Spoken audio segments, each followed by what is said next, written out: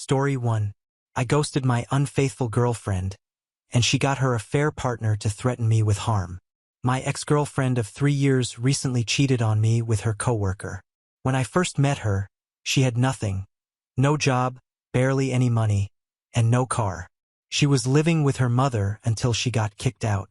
This isn't the first time she's jumped from house to house with family members or friends, so I took her in to live with me at my mother's house. We'd been dating for about 9 months when this happened, but we were already very close, and we loved each other. I helped pick her up from school. I gave her a place to stay when she had no job or money. I fought every day with my job to get her to work at my job, and she eventually got hired. I helped teach her how to drive and bring her to do her driver's test to get her license. I was there to bring her to her graduation when she really had no one. Eventually, when she was getting financially stable, she wanted to get a car. And who helped her find a car? Me. It wasn't the best car, but it got her from point A to point B.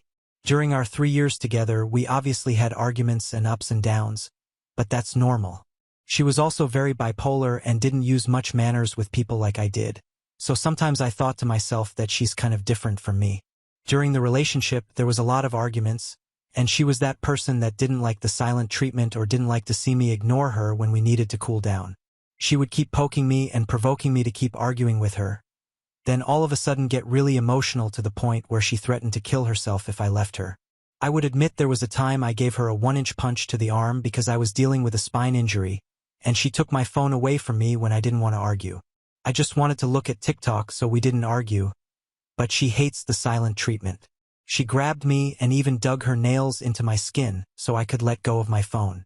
She pulled me and refused to give my phone back while I had so much pain from my spine and sciatic nerve. I wanted to just ignore the situation and let us cool down, but I never, ever beat her or abused her like she said I did. I regret what I did and always apologize to her and to God. Anyway, fast forward to the situation. She ended up getting depressed and upset from our job because it got so bad, and I agreed with her. So she ended up finding a new job and I was proud of her.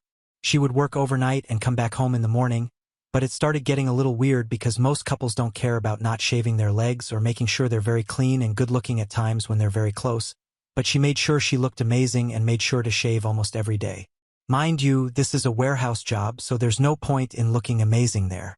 It's been a month since she started working there, and all of a sudden, when she started working every day overnight, she always had some excuse or some story on why she's going to work early or coming home late. She looked guilty, but I trusted her, so I didn't question it. That was until one day I started getting these gut feelings, like really bad, and I decided to check our tablet and saw messages of her talking to another guy in a very flirtatious way, even talking about "can't wait to see you later, cuddle with you," and even going out on dates. When I found this out, my world just shattered, and I couldn't believe it. At the time, I was trying to contact her from work, but guess what? She wasn't at work. She was hanging out with him. So my dumbass at the time got upset and gave her PC a good punch, which broke some things out of anger and confusion. She laughed at me on the phone when I was heartbroken, thinking of all our memories, vacations, our bucket lists. A week later, after kicking her out, she wanted to talk, and we did, but she showed no sympathy and kept denying the cheating and was saying that she needs to love herself right now and that the relationship was getting toxic. I wasn't showing her the honeymoon stage anymore, and the reason why this all happened was because of me. But mind you, the weeks before and all the time, I took her to sporting events, out to eat, and to the movies, etc. almost every day, even after having surgery. She ended up moving on with this person, who is younger than me and has a sports car, which she likes all of a sudden, who she barely knew for a month, and she told him that I was abusive and that I never loved her and she lost weight because she didn't eat. But she never made anything for herself, as it was always me making her food or making her smoothies. My mother lived with us to see all this and didn't like the way she treated me. My ex ended up telling me that this guy supposedly was there for her and showed her that he will help fix her and never hurt her. Not only me, but all her friends and our friends cut ties with her because they knew how she was and what she did was disrespectful to all of us. They also saw the proof.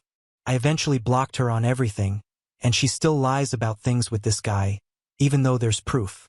She even told him that I'm still currently messaging her at night when I'm the one who blocked her, and I have all the screenshots of her trying to get to me. So what do you guys think? Am I at fault for this happening? Update 1. I ghosted with my unfaithful girlfriend, and she got her affair partner to threaten me with harm. Update and aftermath of trying to heal ended up facing BS from the AP. Now, this is an update from my original post I made a month ago. You can view it on my page. Sorry for it being so long. So after D-Day 2 months ago, I came to terms and really understood my worth and why chase a cheater. The first month, I was really depressed and confused. I never felt like this before and wished I had a time machine to fast forward because the pain and thoughts would haunt me. I wasn't eating, I couldn't sleep, and I wasn't motivated. I wanted to speak to her even though what she did was bad. I obviously really loved her and wanted to get some closure at least. My dumbass was texting her a lot the first few days, telling her I'm sorry if I didn't hold her hand too much or bought her flowers every week or something. She didn't really text back. She only texted back on her own time and was annoyed. A few days later, she wanted to meet up and talk, and we did. I was excited and also scared. She basically didn't talk about her cheating. She went and talked about how I didn't treat her with the love she wanted, that I didn't like to kiss her in public, and she wished we had the honeymoon stage still even after 3 years. She said it was toxic and that she gave up on herself and needs time to love herself. I'm hearing what she has to say, but she's not talking about the cheating. She still said I was overreacting and it was nothing. I saw also that day she had already changed her phone password, which was our date, and changed her lock screen photo of us to something else. After all that, I still was curious about her, but she again didn't like talking with me for some reason. I would tell her how I was depressed, can't sleep and eat. I said all those and she told me, see, now you know how I felt like 24/7. I don't want to sound like N and say that she's lying about her emotions, but she was always hyper, happy playing her video games, and then loving me later every day. She seemed normal to me and others. She went on to tell me at least I have a place to stay because I kicked her out for cheating and she's supposedly sleeping in her car at parking lots. I told her, and also my parents told her, that she can sleep in a different room at our house because it's dangerous outside alone in a parking lot. She refused and said she's fine. I knew her day off and told her, let's meet again to at least sit down and talk. But she refused and said not to text her that day because she's going to be sleeping all day and needs rest. That day comes and I didn't believe she would be resting, so I ended up finding a video of her and the AP 3 states away at an event. I was again hurt. The same day also, someone drove past the AP's house and saw her car there. So she had been staying with him this whole time instead of her lies about sleeping in her car in a parking lot. She told me the parking lot she would sleep at, and I never saw her car there either. So I finally accepted it and moved on with so much pain. Throughout the month of her getting her belongings, she always had the AP in his car down my street and acted like we didn't see him. Even after what she did to me, I still was taking care of her pets until one day I had enough of doing good things for her while she had the time of her life with the AP. I told her, get the rest of your stuff and leave me alone. She got upset and again bashed me for not ever helping her and that I never did anything for her, even threatening to bring me to court if I found a better home for the pet. She continued to talk to me and then switched her attitude and begged me to watch the pet if I loved her. I said no, and she got pissed again, calling me names. She ended up getting the pet with the AP. Next month, she moved in with her mom, and all of a sudden, I started getting messages from her on a different account begging and saying she was sorry, saying that she's ready to get back together and wants to fix things now and that she also has no relationship with the AP, but she said they still talk. She literally said, please, 1,000,000 times in every message. I ignored her because at this point I turned my sadness into anger and motivation. I also knew she was probably saying all this because she was sleeping by herself this time, watching our pets, having to search for a place to live, and could be using me to help her. She was still with the AP too. This went on for a month. She made fake accounts, emailed me, and tried reaching out to my friend, saying she was depressed. She even had her siblings message me, saying how can I just ignore her and throw it all away? Me throw it all away? Now after her getting a place, she went completely silent, kind of weird. It's been weeks of silence, and I felt like I could really move on until today. I got a message from the AP. I was annoyed when I saw that. I opened it and the AP was talking, saying that I should be upset, how he wants to hurt me for hurting and abusing her every day for years. Excuse me? I never physically abused her every day like he said. I'm not that type of person. I have sisters and would not like a man to mistreat them. He called me names, even saying he knows where I live and has so much info about me. He also mentioned even though he was young, he was more mature than me. He also bragged about being with her and getting laid. I was more pissed about her telling him lies that I was an abuser and that's all I did to her for years. Mind you, I live with my parents and siblings, and they can vouch for me and they saw firsthand everything. They were also shocked and pissed and knew how good we were when we were together. I told him respectfully like a grown-up to just leave it alone, move on with her, and that she's been messaging me to try again with me for a whole month. He didn't care about that. He continued to talk, threaten me, and brag to me. Even though I'm young, I stay away from social media. I don't like the immature drama, and I prefer keeping a relationship to myself instead of showing it off for everyone. I have what they call an old soul. It's just crazy to me that I was with a quiet, fun girl who I thought loved me.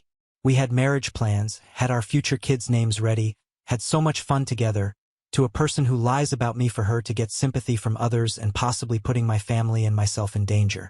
I don't understand how after 2 months of moving on, the AP messaged me out of nowhere, bashing me and bragging to me. I completely ignored/blocked her for over a month.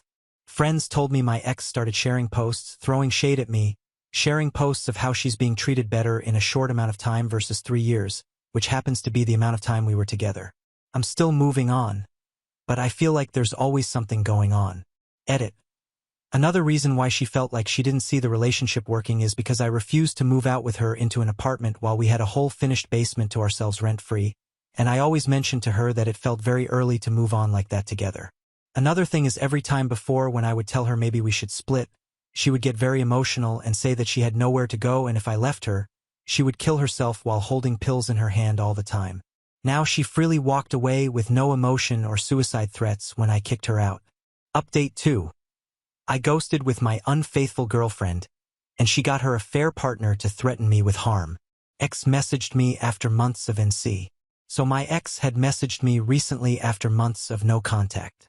I was getting a lot better and not feeling so hurt. So she messaged me just accusing of me of getting into her accounts and deleting photos of us we had together. I don't know her account info in the first place, and I want nothing to do with her anymore, so why would I do that? She didn't say it nicely either. You would think even after what she did she would at least ask nicely. I don't know if I should reply to her and let her know that I didn't even do that. I don't even want to think about her. That's how much I'm disgusted of her. I really think the AP might have done it and she thinks it was me, or maybe it didn't even happen and she's trying to get me to speak to her. I don't even know. I just don't like sitting here thinking that she thinks I did it when I haven't even tried thinking about her in the first place for months. So to even do all that is something I wouldn't do. What should I do? Just leave it alone and continue with my life? Or should I let her know even though I don't want to speak to her? P.S. I do have her blocked on everything, and she reached out to me in a different way. I don't want to say which way because I don't want her to see this post knowing it's about her. Now on to the next story. Story 2. I met my girlfriend at a funeral and fell in love. Then overheard her on the phone saying that she only started dating me because her friends dared her to date someone so dumb and ugly. I never thought I'd have to use this old account, but I'm really stuck and need some advice before I potentially nuke what has been so far a good 8-month relationship. I'm likely going to paraphrase or write something similar to what happened, because I've spent the whole day trying to remember how it exactly happened and what was said and done from here on out. So, for a quick background, my GF, 24F, and I, 27M, have been dating for around 8 months now. I first met her at a funeral of all places. I wasn't close to the deceased. They were a friend's uncle. I was just along to keep him company. My buddy, Marcus, had been devastated by his uncle's passing. They were extremely close, having spent every summer together fishing at his cabin in Maine. Marcus practically begged me to come with him for moral support, and I couldn't say no to a friend in need. The funeral was held at one of those old churches, all stained glass and polished wood. The day was gloomy. I stood by Marcus during the service, offering a shoulder when he needed it, but during the reception afterward, he was surrounded by family members sharing memories, and I stepped back to give them space. In any case, I wasn't particularly sad looking at the reception. I was talking with one of Marcus's family friends in the corner of the hall, an older gentleman who had known the uncle for decades and was sharing some surprisingly funny stories about their youth. I found myself smiling, which she, my soon-to-be girlfriend, noticed from across the room. She approached with a glass of something amber-colored that I'm pretty sure wasn't just apple juice, given the reception had an open bar. Her hair was pulled back in a tasteful updo, and she wore a simple black dress that somehow managed to look both appropriate for a funeral and stunning at the same time. She made a pretty morbid joke, asking if I put him in the casket. "You're smiling a bit too much for a funeral," she said with a raised eyebrow. "Planning your next victim, or did you already accomplish your mission with the guy in the box?" It was so blunt I just sort of snort/laughed and nearly choked on my drink. The elderly gentleman I'd been talking to excused himself with a knowing smile, and suddenly it was just the two of us. We got to chatting all afternoon, finding ourselves in that strange bubble that sometimes forms at somber events where you connect with someone unexpectedly. I learned her name was Ellie, and she was the deceased's neighbor's daughter, practically family by extension. She'd grown up calling him Uncle Joe despite no blood relation. I told her about my friendship with Marcus, and somehow the conversation flowed from there to our jobs, our shared love of obscure indie films, and our mutual hatred for olives on pizza. By the end of the wake, I had her number in my phone and a strange feeling that something significant had just happened in my life. As I drove home that evening, I couldn't stop thinking about her. Meeting someone at a funeral seemed like the start of either a terrible rom-com or a horror movie, but something about her felt different. She was funny, witty, pretty, and a genuinely fun girl to be around. So, of course, I took a chance and asked her out 3 days later, which she accepted rather eagerly. My ego was through the roof at that. Our first date was at this hole-in-the-wall ramen place that I discovered a few months prior. I was nervous she'd find it too casual, but she seemed genuinely excited about it. We sat at the counter watching the chef work his magic and talked for hours about everything and nothing. She had this way of making me feel like I was the most interesting person in the world, asking thoughtful questions and actually listening to my answers. After dinner, we walked around downtown, stopping for ice cream despite the chilly weather. I remember thinking how refreshing it was to be with someone who didn't take themselves too seriously. The date ended with a surprisingly intense kiss against my car that left me dizzy and planning our second date before I'd even driven away. That weekend, we went hiking at a nearby state park, and I was impressed by her enthusiasm for climbing over rocks and wading through streams in pursuit of the perfect view. By our third date, a cooking class where we both failed spectacularly at making sushi, I was already falling hard. The first 3 months flew by. She introduced me to her apartment. I introduced her to my friends, who immediately took to her charm and quick wit. Eventually, we started spending more nights together than apart, and at the 6-month mark when my lease was up, it seemed natural to suggest we move in together. We found a 2-bedroom house to rent with a small backyard where I could grill, and she could start the vegetable garden she'd always wanted. It wasn't much, but it felt like ours, and I loved coming home to her every day. I hadn't met many of her friends yet, which I thought was a bit odd. She'd introduced me to her parents early on, but she always seemed to have excuses for why I couldn't meet her friend group. They were busy, or events got canceled, or someone was going through something complicated. I didn't push it, figuring she'd bring me around when she was ready. Looking back, I should have seen that as a red flag, but I was too smitten to question it. In my mind, we were building something real and lasting. I'd even started casually browsing jewelry stores, thinking about what kind of ring might suit her hands. I came home a little earlier from work last night. I was covering a shift and the bloke I was covering came in anyway, so they didn't need me for 8 hours. My boss, Jeremy, had practically shoved me out the door, saying, "Go surprise the girlfriend of yours. Maybe pick up some flowers on the way." I thought it was a great idea. We'd both been working long hours lately and hadn't had much quality time together. So I stopped by this little florist shop near our house and picked up a bouquet of sunflowers. The shop owner even threw in some baby's breath and wrapped it with a ribbon when I told her they were for a surprise. I was feeling pretty good about myself, imagining the smile on Ellie's face when I walked in. Anyway, I came home earlier than planned, and the front door was unlocked, which wasn't unusual. Ellie sometimes forgot to lock it when she was home alone. I could hear her laughing from the kitchen, that full-bodied laugh that had first drawn me to her. I assumed she was watching something funny on her laptop while cooking, as she often did. I quietly set down my bag and the flowers, planning to sneak up and surprise her with a hug from behind. But as I got closer, I realized she was on the phone with someone. I was about to surprise her with a little jump scare when she said, and I quote, "I never meant for this whole thing with BF to last so long. I'd never normally date someone like him." I froze in the hallway, my heart suddenly pounding in my ears. There was a pause, and then she continued, "I know, right? But he's actually really sweet and the sex isn't bad either." Another pause, followed by more laughter. "Oh God, Tina, stop. I'm not that desperate. But seriously, you and Stacy were such an a-hole for making me do this. 8 months. Can you believe it's been that long?" My hand must have slipped against the wall, or maybe I made some unconscious sound of distress. I admit I made a noise I can't even begin to explain, and she heard me. Her head whipped around, phone still pressed to her ear, and her eyes widened in horror when she saw me standing there. I'd never seen someone go that pale before. The blood literally drained from her face, leaving her looking ashen and sick. She was all wide, teary eyes and quivering lips. "I'll call you back," she whispered into the phone, and then let it drop to the counter with a clatter. How long have you been standing there?" she asked. "Long enough," I replied. "What did you mean by that, Ellie? About never meaning for this thing to last so long?" She tried to approach me, but I stepped back, suddenly not wanting her anywhere near me. "Babe, it's not what you think," she started, tears already forming in her eyes. "Really? Because it sounded a lot like you've been dating me as some kind of joke," I said. "Is that it? Am I just some charity case to you and your friends?" GF then spent the next hour or so confessing that she never planned to date me.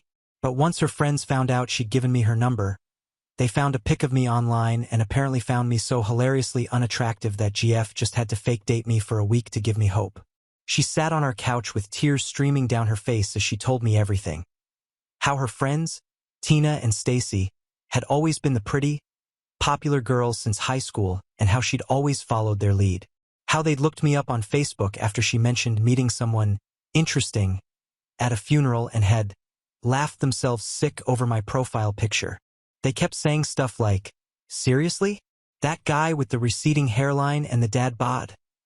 She explained, her voice small and ashamed. And Tina was like, "You should totally go out with him, just once. Give the poor guy some hope before you crush his dreams." And I agreed. I wish I was joking. Her friends and apparently GF are all still stuck in their mean girl high school phase. These were women in their mid-20s with careers and adult lives, still playing cruel games with people's feelings like they were 16 and ruling the school hallways. GF agreed, but I guess apparently forgot about it because we've been dating for 8 months, not 1 week. She told me that she was stupid for agreeing with it, and that I was a really good bloke, and that she really did love me.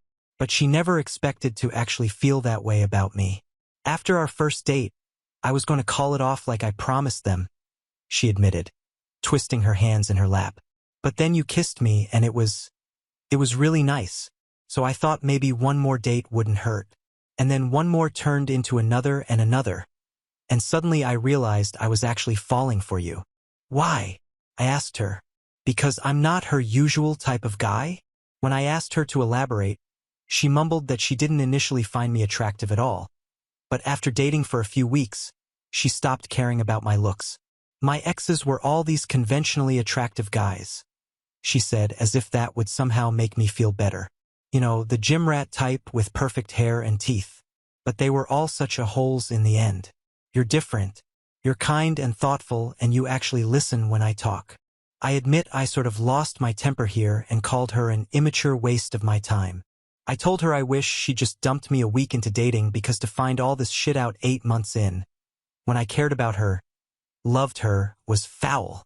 "How am I supposed to trust anything you say now?" I shouted, pacing back and forth across our living room. "Was any of it real? Or am I just the safe, boring option you settled for because your hot exes treated you like garbage?" She flinched at my words, more tears spilling down her cheeks. "It is real," she insisted, getting up to try and reach for me. "I love you. I love our life together. Please, you have to believe me." But I couldn't. In that moment, all I could see was her laughing with her friends at my expense, describing me as some sort of charity case she'd taken on. All those times she'd conveniently had excuses for why I couldn't meet her friends suddenly made perfect sense. She'd been embarrassed by me all along. "I need to get out of here," I said finally, heading to our bedroom to grab some clothes. "Where are you going?" she asked, her voice breaking. "Does it matter?" I shot back, but then sighed. "My mom's. I need space to think." As I was opening the front door, my eyes fell on the bouquet of sunflowers I'd brought home. Such a stupid, optimistic gesture from a man who had no idea his entire relationship was built on a cruel joke. I'm staying with my mom at the moment because I need space to think and vent. My mom has always been my rock, the person I turn to when everything goes sideways. She opened the door, took one look at my face, and simply said, "Oh, honey," before pulling me into a hug. I hadn't realized how badly I needed that until I found myself fighting back tears in her arms. She didn't push for details right away, just set me up in my old bedroom, brought me a sandwich and some tea, and sat with me while I picked at the food. Eventually, I told her everything. She listened without interrupting, her expression growing increasingly appalled as the story unfolded. "What should I do, Mom?" I asked when I'd finished, feeling like a lost kid again despite being 27 years old. She sighed deeply. "Only you can decide that, sweetheart.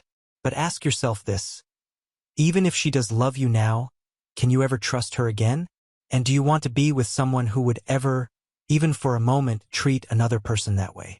Those questions have been echoing in my head all night. Would I be a bad person if I dumped GF for this? I turned my phone off shortly after arriving at Mom's. I couldn't handle the thought of seeing messages or calls from Ellie, not until I'd had time to process everything. Mom respected my need for space, occasionally checking in but mostly leaving me to my thoughts. Tonight, I sat out on my mom's back porch, staring at the stars and trying to make sense of everything. I keep replaying moments from our relationship in my head, wondering if they were real or just part of her extended pity date. The way she'd look at me sometimes with such warmth and tenderness. Was that genuine, or was she just a better actress than I gave her credit for? 8 months of my life. 8 months of building what I thought was a future with someone. All based on a lie. Edit. Wow, okay. Did not expect this much feedback. I'm floored. So I've turned my phone back on, and it's a mess of texts, voicemails, and missed calls. I've only listened to a couple, but she's absolutely sobbing her heart out and pleading for me to come home so she can explain. Nothing from her friends, mind you, just her. Says it all, really. No idea what to do, but now I feel like rubbish. Update 2 days later. First of all, thank you to everyone who commented. The good, the bad, and the downright bizarre. Your perspectives have given me a lot to think about, and I appreciate the time you all took to offer advice and support. Now on to the update. So I eventually turned my phone back on after making the original post and was bombarded with voicemails and texts and whatnot. There were 37 missed calls, 19 voicemails, and over 50 text messages, all from Ellie. I only listened to a couple, and GF was sobbing her heart out on all of them, more or less begging me to come home and let her explain. One voicemail in particular stuck with me. Through her tears, she said, "I know I don't deserve another chance, but please just let me talk to you one more time. I can't lose you like this. I can't lose the best thing that's ever happened to me because I was too stupid and insecure to stand up to my friends." My mom found me sitting on the guest bed staring at my phone after listening to that message. She sat down beside me and put her arm around my shoulders. "You know," she said softly, "sometimes people do terrible things for reasons that made sense to them at the time, even if those reasons seem incomprehensible to everyone else. That doesn't excuse what they did, but understanding why might help you decide what to do next. To be fair, I didn't really have much choice but to eventually go back home anyway. It's a house share and I pay rent to live there. The lease has both our names on it, and I couldn't exactly afford to just walk away from that financial commitment. Plus, My own mom was basically nudging me back out to let GF explain herself. You don't have to forgive her, Mom told me as I packed up my things. You don't even have to stay with her. But I raised you to at least hear people out, especially people you once cared about. So I went back home the next day, rehearsing what I would say in the car the whole way there. I planned to be calm, detached, to listen to her explanation without emotion and then make a rational decision. But all those plans went out the window the moment I walked through the door. She pretty much tore out of her room and threw herself at me. Her hair was a mess, her eyes were red and swollen from crying, and she was wearing one of my old university sweatshirts, something she often did when she was feeling particularly vulnerable or missing me when I worked late. She was sobbing and trying to talk but kept crying too hard between her words to sound coherent. "I'm so sorry," was all I could make out at first, repeated over and over between gasping breaths. "Please don't leave me. Please." I know I should have probably been angrier, but I hate seeing her cry, and she wasn't just crying. She was sobbing so hard she was having trouble breathing at a few points. Despite everything, I found myself leading her to the couch, getting her a glass of water, and waiting for her to calm down enough to speak. Eventually, I got her to sit down and asked her to explain exactly why I should stay with a woman who not only got with me as a dare but also still laughed about it with her vapid friends 8 months on. "It wasn't like that," she insisted. "I wasn't laughing at you, I swear. I was laughing at how stupid I was for ever listening to them in the first place." I raised an eyebrow. Skeptical. "That's not what it sounded like from where I was standing." She took a deep breath. I know how it must have seemed. But please, let me explain everything from the beginning." A lot was said, and to summarize it so this update doesn't take all night, she more or less said this fake names for her friends, and I'm likely paraphrasing, but I've spent about 40 minutes trying to remember it exactly, so this is the gist of it. "GF, I didn't mean to ask you out on a dare. I wanted to date you before they even knew about you. I gave you my number first, remember? When Stacy and Tina found out I gave you my number, they looked you up on Facebook and found it hilarious that you were even trying with me. So they got the stupid dare thing and told me to do it to give all uglies in the world hope." She went on to explain how these two women had been her friends since high school and how their approval had always mattered so much to her. They were the popular, pretty girls who had inexplicably taken her under their wing when she was the awkward new kid with braces and hand-me-down clothes. "I owe them a lot," she said, staring down at her hands. "Or at least I thought I did. They were there for me through my parents' divorce, through my first heartbreak, through everything. But they've always been mean. I just never thought they'd be mean to someone I cared about." Me, wow, real mature. "You do remember what you said on the phone to whoever it was, right? That you never meant for us to last this long? You told me I wasn't your type." "What's your type, GF? Not me, right? Too ugly for you." I couldn't keep the bitterness out of my voice. Every insecurity I'd ever had about my appearance, all of it came rushing to the surface. "GF, stop saying that. You're not ugly. You're just not the type of bloke I'd have picked to date long-term." "But I was wrong, babe. Look at us. We've lasted nearly 9 months. I love you so much. I really do. How can I prove it to you?" "How?" She reached for my hands, but I pulled them away. Her face fell, but she continued. "Before you, I always went for guys who treated me like garbage but looked good on Instagram," she admitted. "Guys Tina and Stacy approved of. Guys who made me feel like I had to be perfect all the time or they'd leave. You're the first person who's ever made me feel like I could just be myself." Me, I don't know, GF. I love you too, but all I can think about is you laughing about me behind my back to them. How can I trust you anymore? The thought of her discussing our relationship with those women, possibly mocking intimate details or making fun of my appearance, made me feel physically ill. "GF, I wasn't meaningfully laughing at you. I swear I wasn't. I just don't know how to handle Tina any other way. She's always been like this and I just go along with it to keep the peace."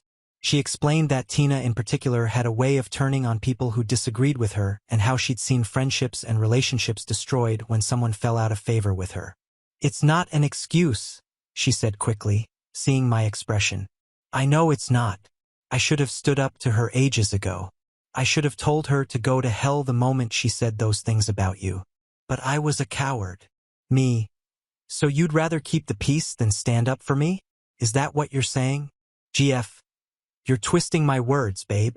Me. No, I'm not. God, why should I stay with you, GF? Seriously, give me a reason. You laughed behind my back. You dated me on a dare given to you by Tina and Stacy, right? And you're still friends with them? You chose them and their cruelty over us and what we have. GF. We've been friends for years, though. Me. I give up at this point. It was just a back and forth of me trying to walk away and her professing her love and defending her friendship with the Wonder Twins, while trying to make me sit back down. She followed me from room to room, alternating between tearful apologies and attempts to justify why she couldn't just cut these toxic people out of her life. You don't understand what it's like, she kept saying. They know everything about me. They've been there for every important moment in my life. Except the last 8 months, I pointed out. You know, the months you've spent building a life with me. That seemed to hit her hard. She stopped in her tracks, her expression shifting as though she was seeing something clearly for the first time. You're right, she said quietly. They haven't been there. They didn't help us move in. They didn't bring soup when I had the flu last month. They don't even know about how you surprise me with coffee in bed on Sundays or how we have that silly dance competition while we're cooking dinner. For a moment, I felt a flicker of hope that maybe she was finally getting it. But then she circled right back to making excuses for their behavior and hers, and that flicker died. I don't know, guys. I'm back home. She's constantly trying to have another talk. I'm tired. I don't know what to do.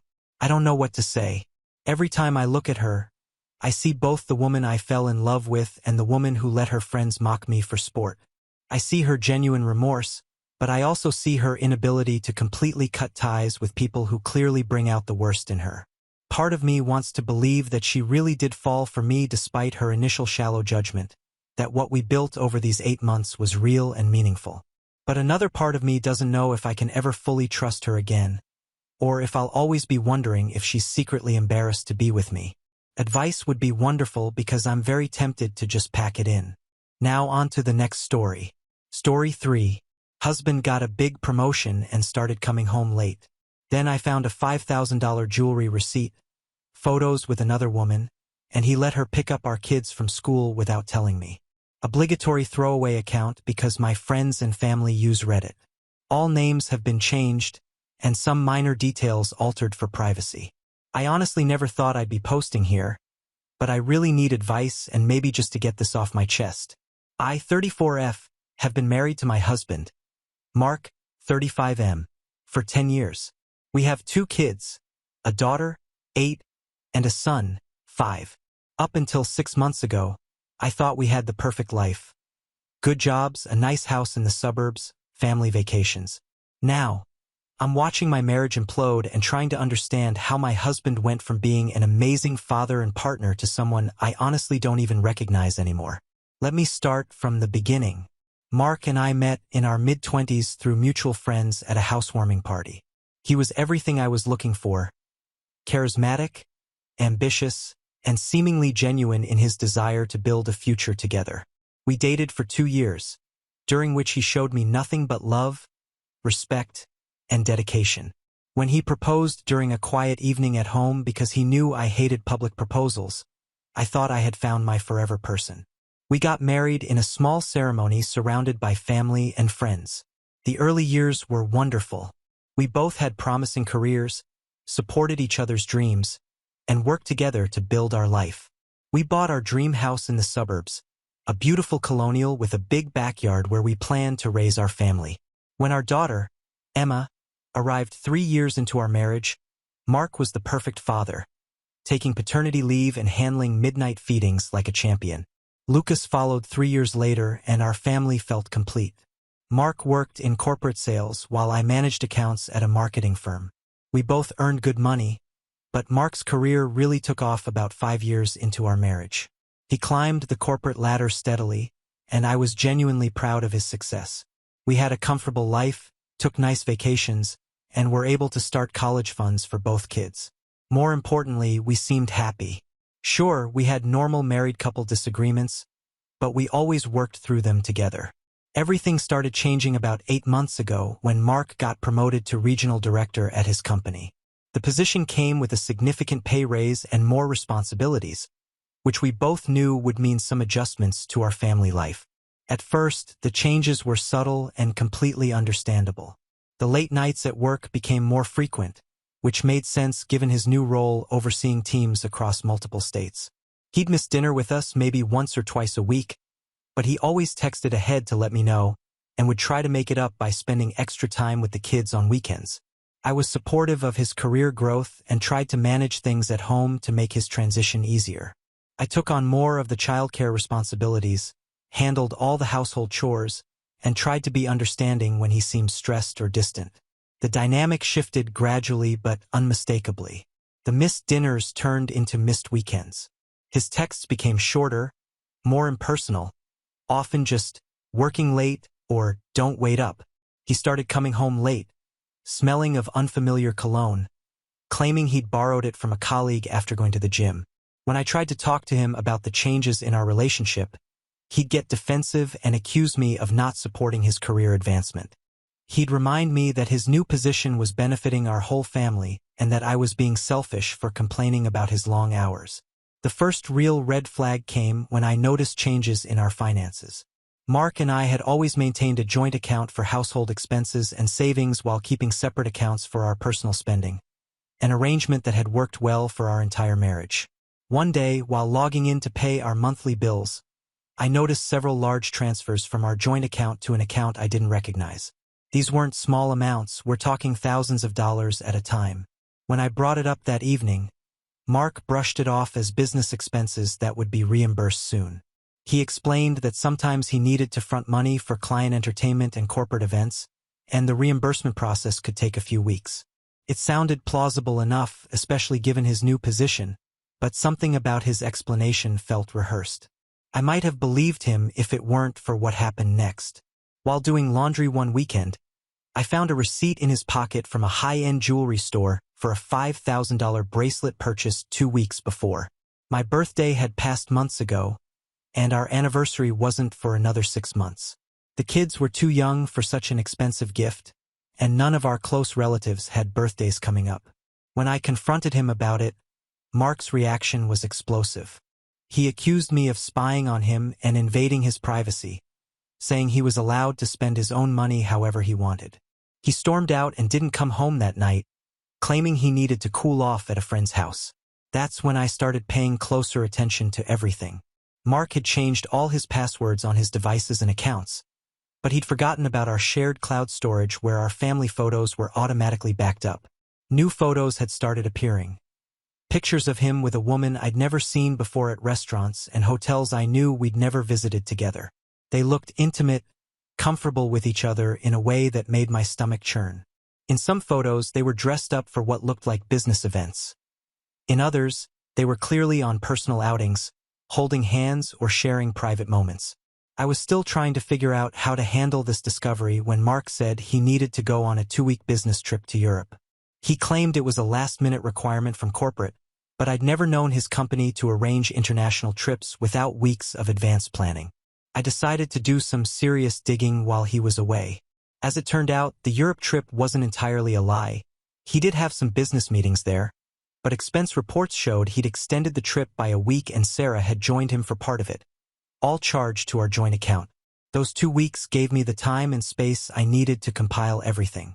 I discovered through our joint account records that I found recurring payments for an apartment lease. The lease had started 3 months after his promotion. There were also numerous charges from upscale restaurants, hotels, and shopping destinations, all on dates when he claimed to be working late or traveling for business. The amounts were staggering, especially considering these were clearly personal expenses being paid from our joint account. But the final straw came when Emma innocently mentioned that Daddy's friend Sarah had picked her up from school one day when I was stuck in a meeting. I had never authorized anyone named Sarah to pick up my children, and Mark had never mentioned this person to me. When I checked with the school, they confirmed that Mark had added this woman to the approved pickup list months ago, listing her as a family friend. The thought of this stranger, who I now suspected was the woman from the photos, having access to my children made me feel physically ill. That's when I knew I needed professional help. I contacted a lawyer and began methodically documenting everything. My lawyer advised me to keep things as normal as possible while we built our case, which was honestly one of the hardest things I've ever had to do. For 6 excruciating weeks, I maintained the facade of a normal marriage while gathering evidence. I discovered he'd been systematically moving money, not just from our joint accounts into private accounts, but also making withdrawals from our investment accounts. He was clearly preparing for a future I wasn't meant to be part of. Living this double life, being both the supportive wife and the betrayed spouse, gathering evidence took a tremendous toll on me. I lost weight, couldn't sleep, and found myself jumping every time my phone buzzed with a notification. My close friends noticed the change in me, but I couldn't bring myself to tell them what was happening. I felt ashamed, as if somehow Mark's betrayal was a reflection on me. But last week, Mark came home earlier than usual and announced he needed to talk. He sat me down at our kitchen table and told me he thought we should separate. He claimed we'd grown apart, and that he needed space to figure things out. He had already found an apartment, he said, and thought it would be best if he moved out immediately. What he didn't know was that I was prepared for this conversation. When he finished his speech, I calmly placed a folder on the table between us. Inside was everything I'd discovered. His face went pale as he realized what he was looking at. That's when everything spilled out. Sarah wasn't just a colleague. She was someone he'd met at a conference last year, and they'd been seeing each other for months. The apartment wasn't new. It was where they'd been meeting all along. The money he'd been moving wasn't for business expenses. It was his escape fund for a new life with her. He'd been planning to leave for months, carefully orchestrating his exit while keeping up appearances. I let him talk, let him try to justify his actions. He claimed he hadn't meant for it to happen, that it had started as just friendship and evolved into something more. He said he tried to fight his feelings for her but couldn't. He even had the audacity to suggest that our marriage had been struggling for years, despite all evidence to the contrary. When he finished, I simply handed him another document, the divorce papers my lawyer had prepared. His expression shifted from shock to anger to resignation in the span of seconds. He took the papers without a word and left the house. That was 3 days ago. I'm still processing everything that's happened, trying to figure out how to move forward. The kids are staying with my sister this weekend while I sort things out. My lawyer assures me we have a strong case for a favorable divorce settlement given the evidence we've gathered, especially regarding his financial deceptions and unauthorized use of our joint funds. But that's small comfort when I think about how our family has been torn apart. I would appreciate any advice from others who have been through something similar. How did you explain it to your kids? How did you move forward? How long did it take before things started feeling normal again? Edit. Thank you for all the supportive comments and messages.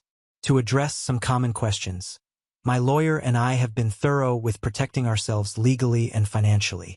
I've made copies of all financial records, text messages, photos, and other evidence, storing them in multiple locations, cloud storage, USB drives at my sister's house, and hard copies with my lawyer.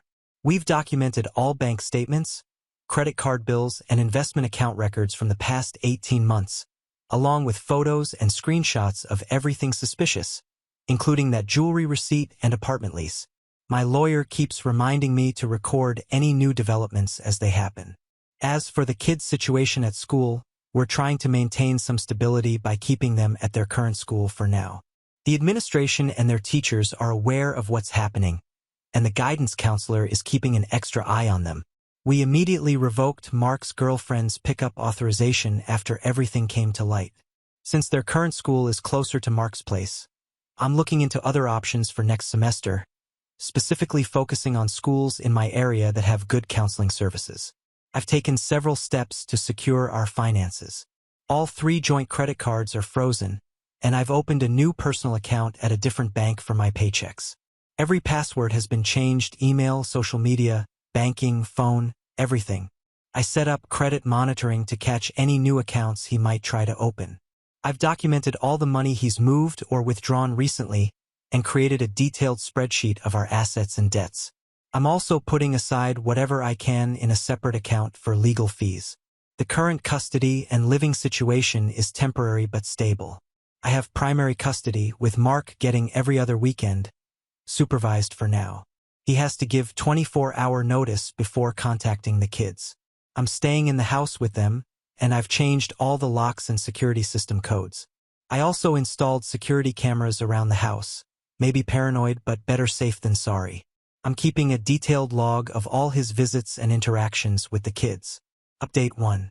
It's been 3 weeks since my last post, and I want to thank everyone who commented with support and advice.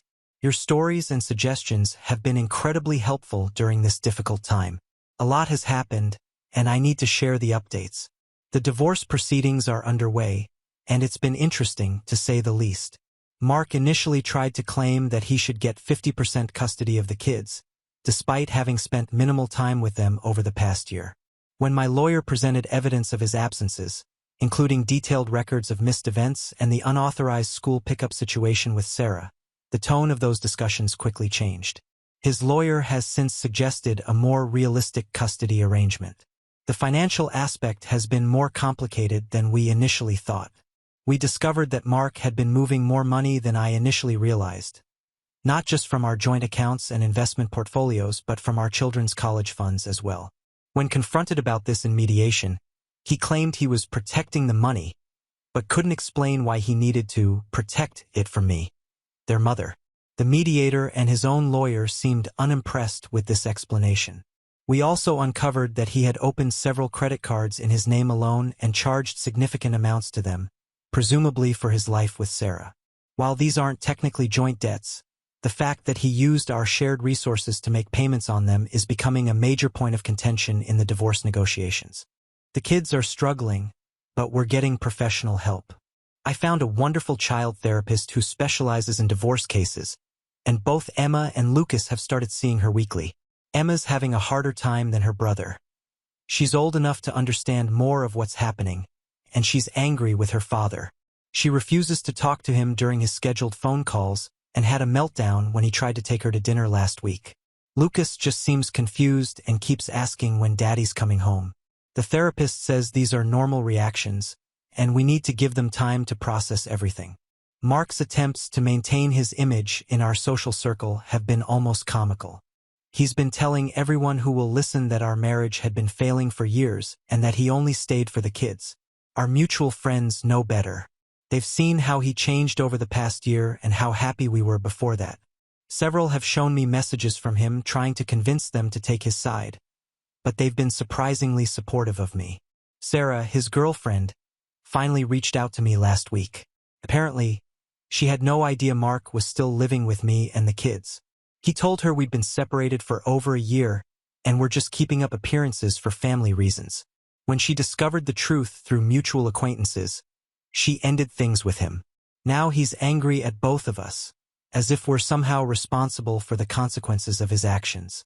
She apologized profusely and offered to provide a statement for my lawyer about when their relationship started and what Mark had told her about our marriage. I'm focusing on rebuilding my life one day at a time. I've started therapy for myself, returned to my yoga practice, and am spending more quality time with the kids. I've also started looking into going back to work full-time. I had scaled back to part-time when Lucas was born, but now I need to think about supporting my family on my own. The lawyer fees are substantial, but everyone assures me it's worth it to have proper representation given the complexity of our situation. Mark's behavior continues to be erratic. Some days he's apologetic and wants to talk about reconciliation now that Sarah's gone. Other days he's angry and threatening. My lawyer has advised me to document all communication and only interact with him through official channels or in the presence of witnesses. Update 2. Hey everyone.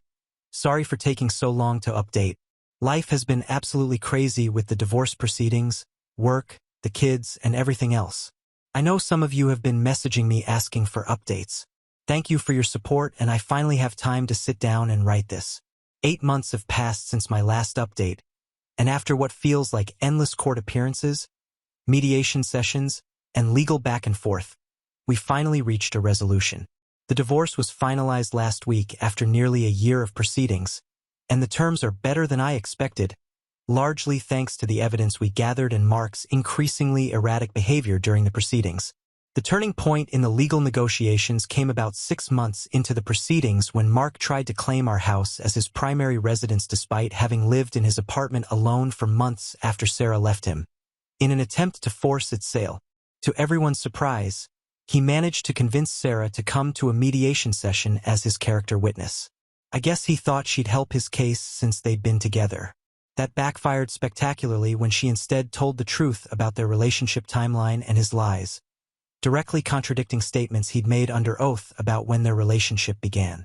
I later found out he'd promised to make things right with her if she helped him, but she chose to be honest instead.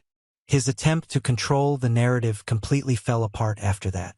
The mediator's report was scathing, noting Mark's pattern of deception and financial impropriety.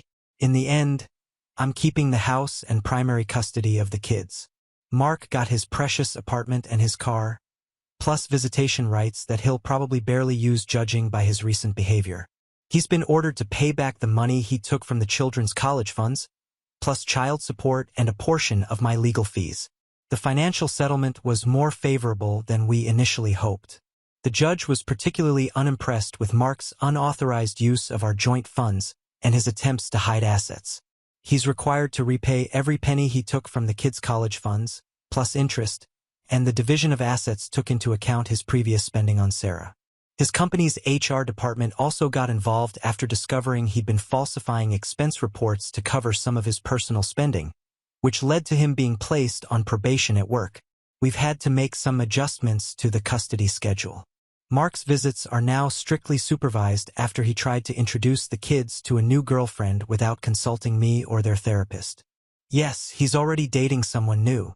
The supervision requirement will be reviewed in 6 months, depending on his behavior and the children's progress in therapy. For now, it's working well. The kids feel safer, and there's less drama during handoffs. As for me, I'm starting to feel like myself again. I've reconnected with old friends, started a small side business doing freelance marketing work from home, and am even thinking about dating again, though that's way in the future. To everyone going through something similar, it gets better. Focus on yourself and your kids. Document everything, and don't be afraid to ask for help. There's life after betrayal, and sometimes it's better than you could have imagined. Now on to the next story. Story 4. My husband cheated with his ex-wife in my bed while I was trying for a baby. His kids refused to leave my house, and their mom kept breaking in to play happy family. My husband, 40M, and I, 34F, have been married for 4 years. I came into my stepdaughter's, 16F, life when she was 10. Both her and my stepson, now 12M, were somewhat neglected and had behavior issues when I met them. My husband and his ex aren't bad parents, but he travels a lot for work, and she is a bit flighty and self-indulgent. My SD and I hit it off real well, and I love both my stepkids. We all co-parented well, with me taking on a more active role in their school and other stuff. Both husband and his ex-wife were satisfied with me doing the grunt work for the kids. They both travel a lot, and I became the sole parent who was fully engaged. I own a 3-bedroom house I had inherited from my parents, and my husband and the kids moved in to live with me. The kids love their rooms in our home and their lives in our town. The custody arrangement they have on paper is 50-50, but their mom doesn't have as much space as I do, so the kids are here almost full-time. A few months ago, I came back from an overnight school field trip with my stepson to a very distraught SD. She found her parents together in my bedroom and was upset about the cheating. I was devastated to hear this from her. After some sleuthing, I found out that their affair had been going on for months and possibly a whole year. I've been trying to get pregnant for the past 2 years, and we were having very frequent sex, and realizing that my husband was sleeping with us back to back was especially nauseating for me. I have filed for divorce and asked him to leave. He doesn't want this marriage to end and seems somehow convinced that I'll change my mind, but he agreed to a separation and has moved out to an apartment. My SD was mad at both her parents and wants to continue living with me. Neither of them are taking any steps to move out the kids, who are still living in their rooms and living their lives as if this family hasn't imploded. I'd have been happy with having the kids with me, but my problem is that both my husband and the kids' mom feel at liberty to come into my house whenever they feel like it because their kids are here. She feels no guilt about the cheating and acts as if I'm the interloper. She treats me like I'm their nanny, expecting me to continue taking care of things for the kids and leaving me with instructions and criticisms. Meanwhile, my ex frequently drops by under the guise of seeing the kids but keeps trying to cajole me into letting him move back. I love my SD, and I don't want to do anything to hurt her further, but I can't take living like this. The amount of hurt and anger I feel towards my husband and his ex-wife is too much, and it's painful to have to keep dealing with them. The absolute cheek of them to treat me like this is making my head explode, but I don't know what to do about the kids. Everyone in my life is expecting me to suck it up and do what's best for the kids. I love them, but this is becoming unbearable. Update 1. I am posting the update here because I'd like some support and suggestions, and you have been so helpful in the last post. I read all the comments, but things blew up in my face soon after, and I was offline for a while. Following the advice given, I talked with different lawyers to see what I could do in this situation. What I found out wasn't very promising, and the lawyer retainer fee for a custody fight is too high. With the separation, my money situation is pretty tight, and I couldn't afford to chase this issue legally. I've been stressed and working late these days. The day after I made the post, I was going to be late home and had asked SD to reheat the frozen lasagna I had made for dinner. When I arrived home, it was to both the kids having a meal with the ex and their mom. I'll call her MEM. MEM had decided to turn it into a family dinner and set out the food I made on my formal dining table with my nice dishes. She had created a pretty family moment, with her and ex under my roof. I completely lost it at that point. I regret to say I behaved abominably, screaming at her and my ex and told them to get the hell out of my house. This happened in front of SS, who was pretty shocked. So far, I had kept him out of most of this mess. After my breakdown, I needed some time away, so I drove out to spend the weekend with my cousin. SD wanted to come with me, and we left SS with his dad. SD was so sweet to me and very understanding of why I was upset. She hadn't invited her parents. Her mom had shown up and then she invited X for dinner. SD hadn't anticipated that I'd get this upset.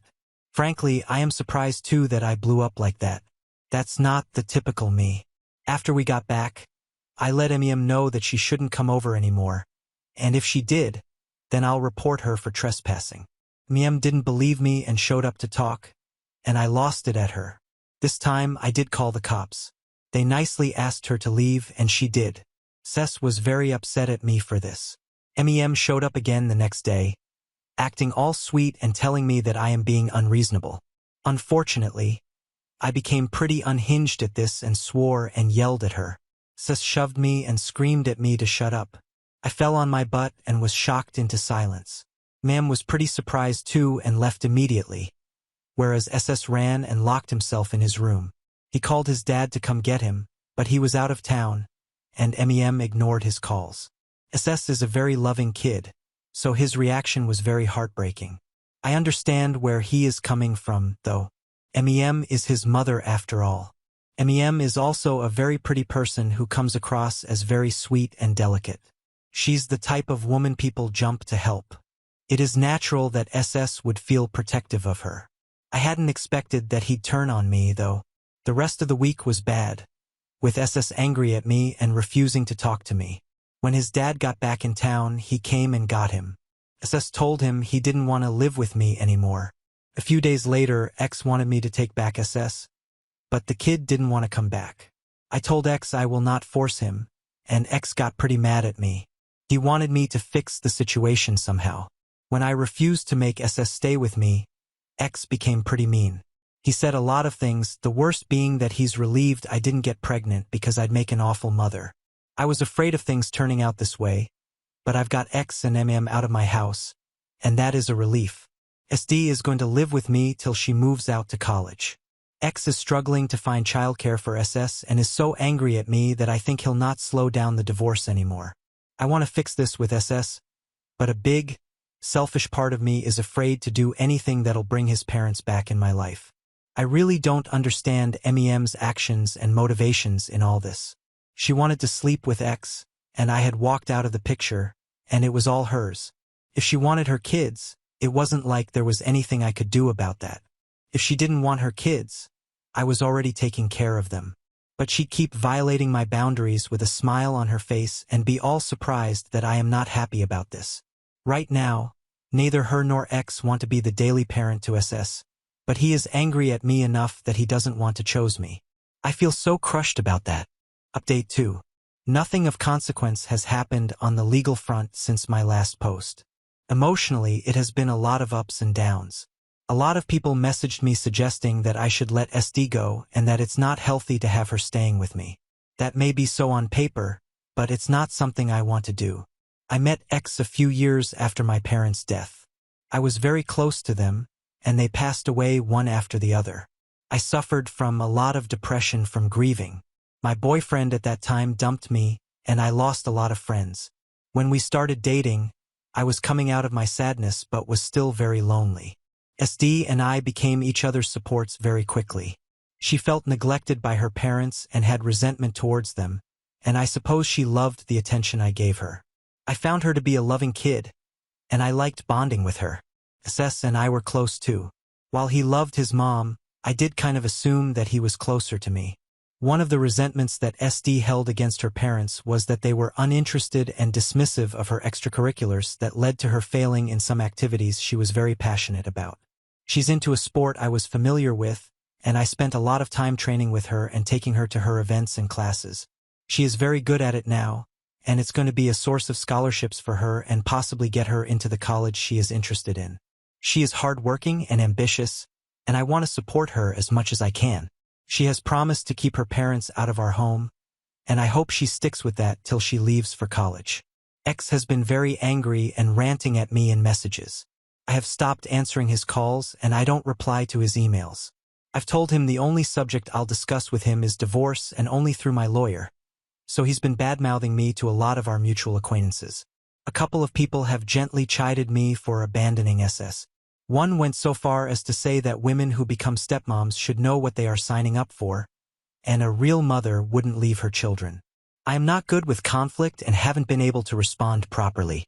I've pretty much isolated myself from people so I don't have to listen to comments like these. MEM is still blocked by me, and she hasn't made any more efforts to communicate with me, and that is a huge relief. A week after the last post, Sil came down to see me. She lives 3 hours away, so I was pretty apprehensive that she was going to drive down all the way over here to talk to me. I asked to meet in a restaurant and she agreed. I was also worried about talking to her because while she's been polite and nice with me, she was and still is MEM's friend. She told me X had urged her to talk to me about SS, and she completely disagrees with him about that. She said I've been a great stepmom to SS, but he's not my responsibility. X was honest with her about his affair, and she supports me getting divorced. She said a lot of supportive things to me about moving on and looking after myself and also thanked me for taking care of SD still. That was nice, but then she went on to add that she wasn't surprised by the affair at all. She was surprised that X married me. She was like, "You should have seen this coming though." She didn't come out and say it. The insinuation was that MEM is so much better than me. She's prettier, more successful, more charming, and X would jump on the chance to be with her. That was just great to hear, Peachy.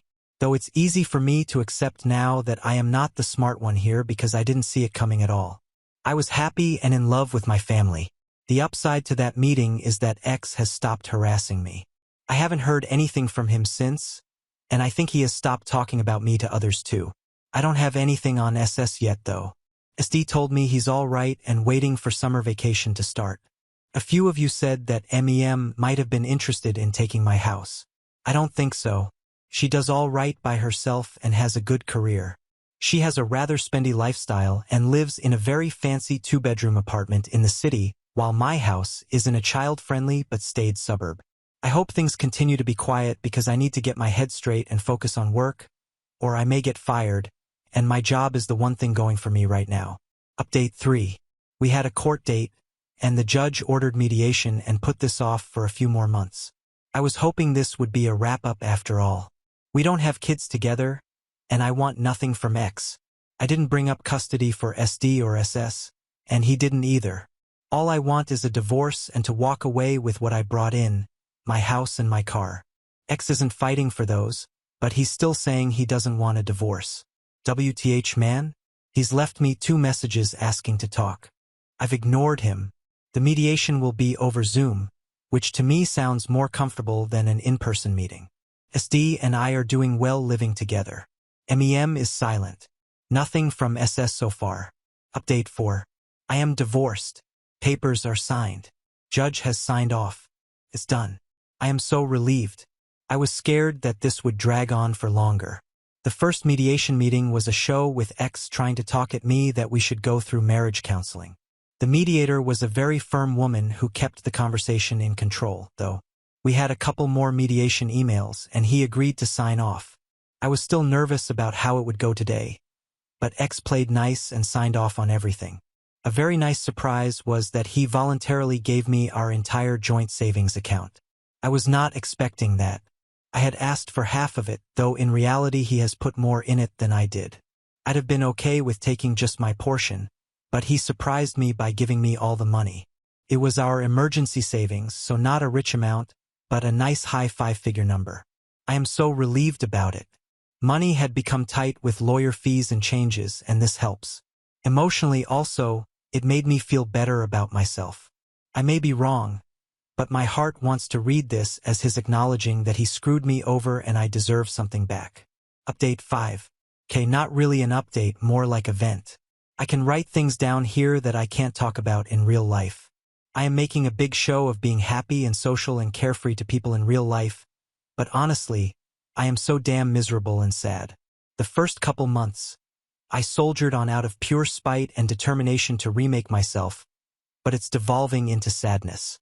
I had been avoiding hearing anything about X or MEM, but SD has been having some issues and she vented to me how mad she's at her parents. Mom mostly. X and MEM didn't last long. They were having fights and issues well before my divorce finalized. MEM immediately started dating someone else, and from what I hear, she's happy in this current relationship and is so into it, she hasn't even met either of her kids in the past 2 months. Only video calls. X had to juggle a lot of things to adjust his work schedule and get dependable childcare for stepson. He's dating too now, a much younger woman. X and MEM used to co-parent well, but I guess I was the one really doing it because right now they hate each other and hardly ever talk. One would think that it'd make me happy seeing them fall apart from each other, but it's only making me more angry. My life was ruined, the kids' happy home was destroyed, and for what? I miss my old life so much. A lot of it was a lie, but I was so happy and full of purpose then. I am just feeling lost right now. I have tried dating and have been on a lot of dates, but they have all been bad or wrong. People around me have been setting me up with divorced dads, and no offense to them, but I can't do that again. I actually had one date which felt more like an interview for a nanny role. It made me so depressed. SD is doing great though, and it brings me a lot of joy. I am a little scared of the time soon when she'll move out and it'll be just me in this big house. I've talked to SS on the phone a couple of times. That boy has grown up and changed so much.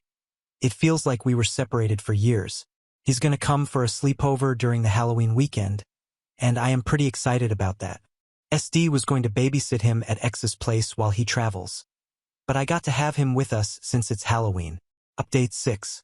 I don't know if anybody will see this update after all this time, but I had left this at a sad note a couple years ago, and that doesn't feel right. I had stepped away from Reddit because I was getting quite a bit of negative messages. Some people making fun of me and calling me names. Most of you have been so amazing and helpful, but a few mean messages still got to me. My life has been good since then. I had stopped dating and gave up on online apps. I did well with making a few friends and staying busy with having an active life, a good career, and hobbies. Eventually, I met my current partner on a hiking trip. My daughter has been a constant ray of sunshine in my life, and we are very close. She introduces me to people as her adopted mom, LOL, and I don't refer to her as Step.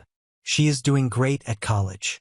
She's growing into an awesome person, and my home is her home when she visits from school. Things are a bit more complicated with my former stepson. He has been upfront that he doesn't want me as a parental figure in his life and is not interested in being close to me. I respect that. I still stay in touch with him, but as a distant friend. We exchange jokes, and sometimes we 3 get together for dinner. He is in therapy for depression and anger issues, so I don't want to let go of him completely. Regarding the guy I am with now, this is by far the best romantic relationship of my life, and I am very happy. I am pregnant now, second trimester, and we are both excited. The pregnancy was unexpected, but I am thrilled about it. I was trying so hard to get pregnant in my previous marriage, and all that trying and medical interventions didn't help. And now I'm pregnant despite condoms. The relationship is still new, and I am treading carefully. One of the best parts is that his family is amazing. His parents are very sweet and accepting people who already treat my daughter as their grandchild and are very excited about the baby. Now on to the next story. Story 5. My sister called my son a mistake at her baby shower, so I revealed she's actually our cousin and that she's my mom's ex's secret baby that my dad never knew about. My sister Melissa, 28F, and I, 31F, already never had a very good relationship, and we mostly just attended each other's events and stuff for the sake of appearances. But at her baby shower recently, she made a very horrible remark about my son, and I ended up spilling the beans on her and basically just revealed that she's not even family. This is something that I had known for many years, and it finally came out, and now things are going really badly for my family, and they're blaming me for it. I don't think that it's fair for them to do that, especially when they have never stood up for me when they had to. I have been used to her sly jibes and stuff about my marriage for quite some time now, and usually I just ignore it because I know that she's doing it for attention, and I don't want to give her the satisfaction of getting a response out of me. But recently, she dragged my son into it, and that was the last straw. For context, I have a 3-year-old son with my husband, but we got married just last year, and I don't think it's as problematic or shameful as she makes it out to be. I think we made a good decision since my husband and I had only been together for 6 or 7 months when I conceived my son. We were not ready to get married at the time, so we decided to take it slow, and instead of getting married because I was pregnant, we decided to continue seeing each other and take things at our own pace. Things worked out well because even after I found out about the pregnancy, we kept getting to know each other better, and then after my son was born, he moved in with us. Then, after having stayed together for quite a while, we decided to get married last year. I don't know how this is any of her concern, but she just likes to make comments about this and make me out to be some sort of an amoral or unethical person just because I had a child out of wedlock, which is such an outdated idea that I don't even feel the need to dignify it with a response. It's not like I couldn't have said anything if I wanted to, because trust me, if she had any idea as to how she became a part of the family, she never would have had the audacity to talk to me that way. But unfortunately, I never spoke up about it because I did not want to hurt my mom. I accidentally found out some things a couple of years ago, but by then, my parents were happy, and Melissa had already been a part of our family for her entire life. My mom literally went down on her knees and begged me not to spill the beans on her big secret. So, out of respect for her, I didn't say anything for a very long time. But this time at the baby shower, I just couldn't hold back anymore. Before getting into Melissa and her thing, I feel like I have to mention what happened at the baby shower.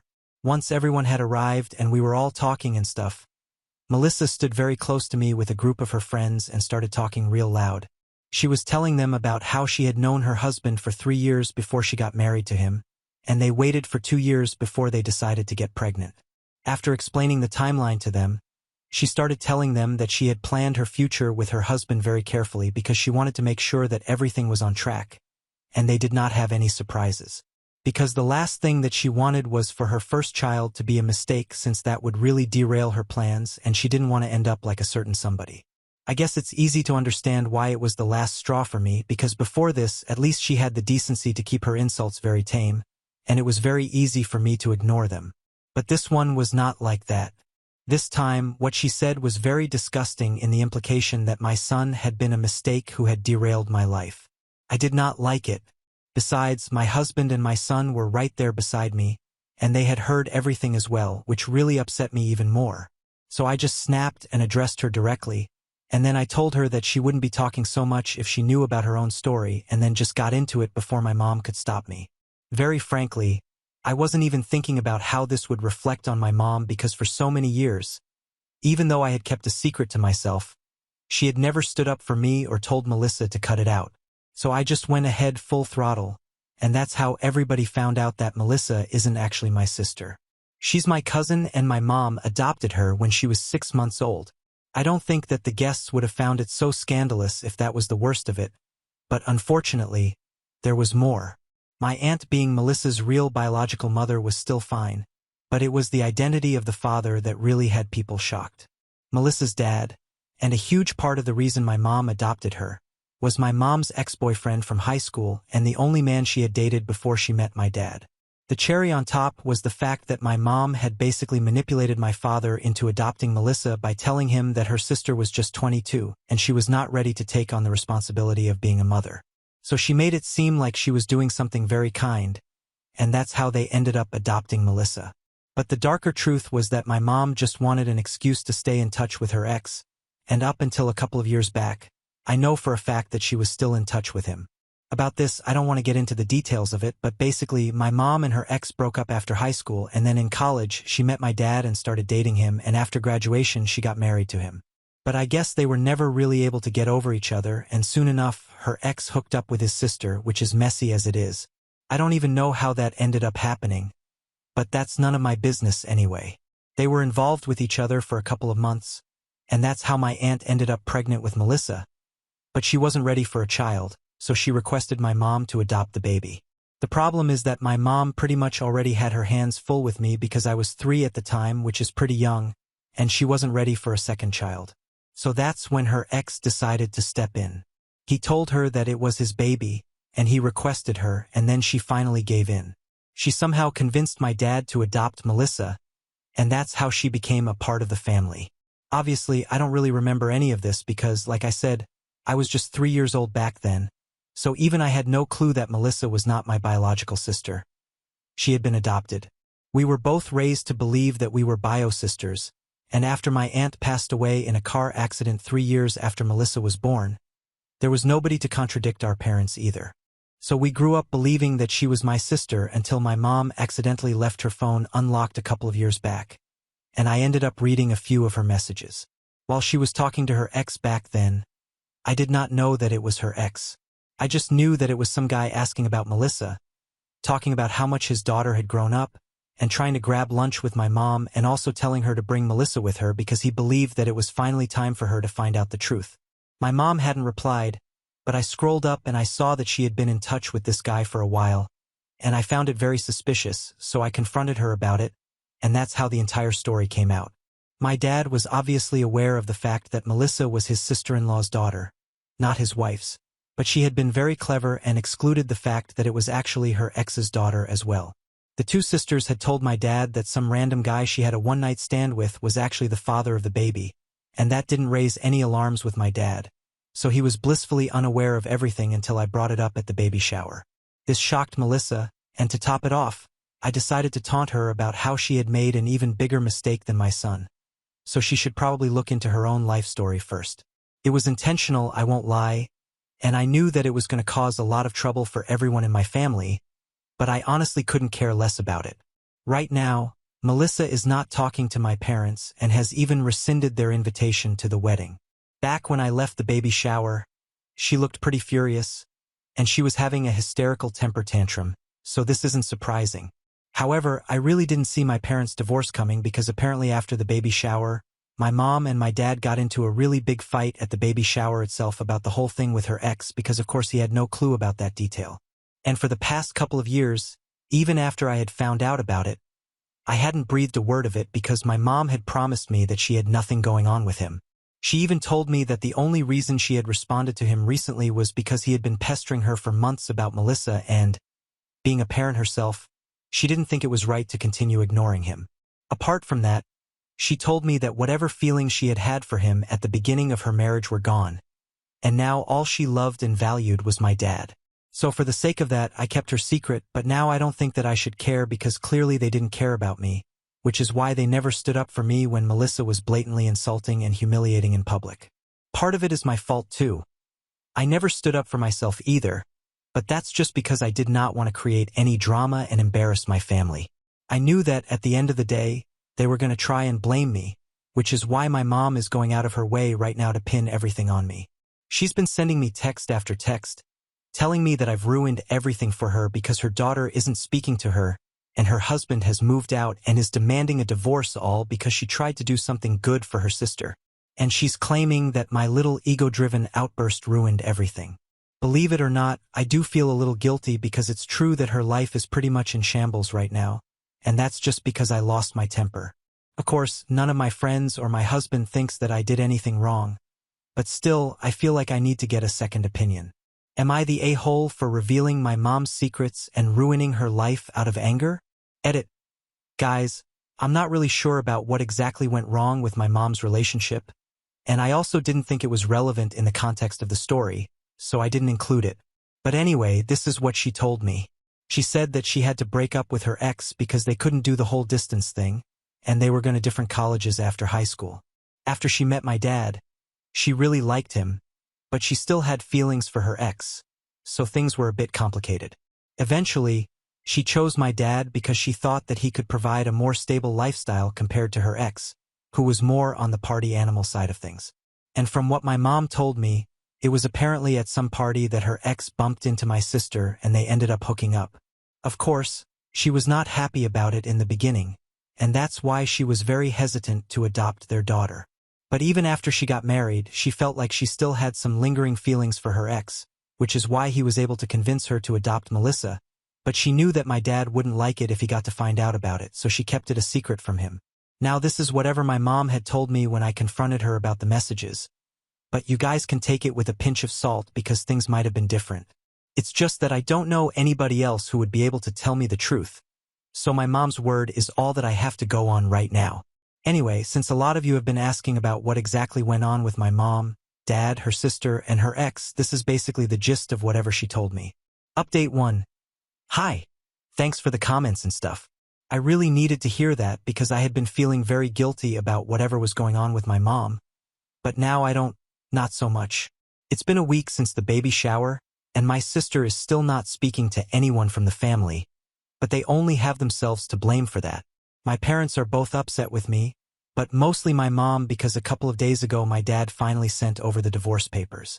He's been living separately ever since they fought at the baby shower, and until recently, I hadn't blocked my mother, so she had kept messaging me and telling me that she blames me for everything, that I had ruined her life. I don't know what she was expecting me to do. It's not like I can take back everything that I had said at the baby shower, and all of a sudden, people would start pretending like everything was normal. Blaming me was only a waste of time for her, but I guess she just needed a place to vent, so she kept accusing me of ruining everything for her. Anyway, I had been feeling bad and a little confused, so I hadn't been able to block her. But then after reading the comments here and after speaking to everybody who loves me, I realized that I was doing the right thing. I had no reason to keep her secrets, especially when she never stood up for me, so she could be as mad as she wanted to. It hardly makes a difference to me anymore. I'm done covering up for her, and I don't care what happens with the family anymore. I don't have anything to do with them. They have never supported me in anything, and I'm just done. From now on, I'm just going to keep focusing on my family, my husband, and my son, and that's it. Update 2. So, it's been 2 weeks since the baby shower, and my dad finally reached out to me today. Up until recently, he hadn't spoken to me directly, but I knew that he was also blaming me for everything that was going wrong thanks to a bunch of his relatives who had texted me to let me know that they had felt very disappointed by my behavior, and they didn't think that I was the kind of person who would cover up for my mom, especially regarding something so serious. So I knew that he had been bad-mouthing me as well, even though he hadn't exactly come out and said it to me directly like my mom had. That's why when he reached out to me, I had literally no interest in speaking to him, but he just kept calling me from other numbers when I blocked his number, and after a while I was forced to pick up the call since I knew that he was not going to let this go. When I answered, he told me that after everything that I had done, the least I could do was answer his phone calls and be civil to him. He said that he did not expect an apology from me because after all, I was my mom's daughter, but he still expected me to allow him to see his grandson. Under ordinary circumstances, I might have even agreed with him just for the sake of it, but his tone was so nasty that I instantly told him that I was not going to let my son see anybody from this family because pretty much everyone was just spineless and stupid. For so long, they had never liked me, and now they expected me to be the perfect daughter for them? No chance of that happening. And I told him that I did not want anything to do with him anymore.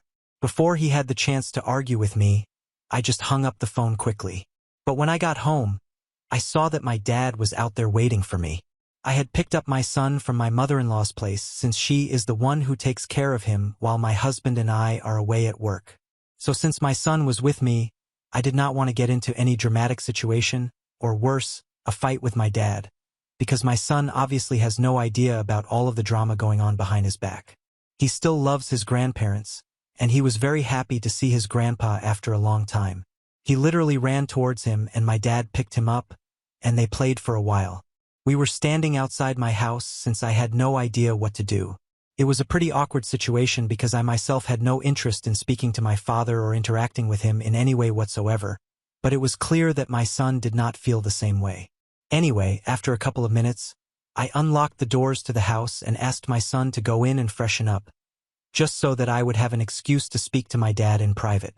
After my son left, I told my dad that my son was playing nice because he was just a child and had no idea what was going on with the family. But I'm not a child anymore, and everybody in the family has really hurt me. So right now, I don't want to interact with anyone, and I asked him to leave. He got really annoyed and told me that this behavior did not make any sense to him because as far as he is concerned, he was the man who had been betrayed the most, not only by his wife but also by me. So the least I could do was at least pretend to be apologetic, even if I didn't feel that way in real life. But the way I was acting, like I had nothing to be sorry about, it was making him question whether he and my mother had raised me correctly at all. I told him very clearly that if he felt betrayed, that's how I had been feeling for the past many years, so my behavior right now was just a culmination of those feelings. And if he didn't approve of that, tough, because I had learned to behave this way from my parents. All throughout the past couple of years, they had very expertly turned a blind eye to Melissa constantly humiliating me every chance that she got, and nobody had the audacity to say anything to her. But now, all of a sudden, just because I've spilled a few secrets of the family, I'm the villain? Mind you, this is a family that has never cared for me much, so why exactly am I supposed to care about them? Obviously, my dad did not have an answer to these questions. He was stumped and I just went on speaking.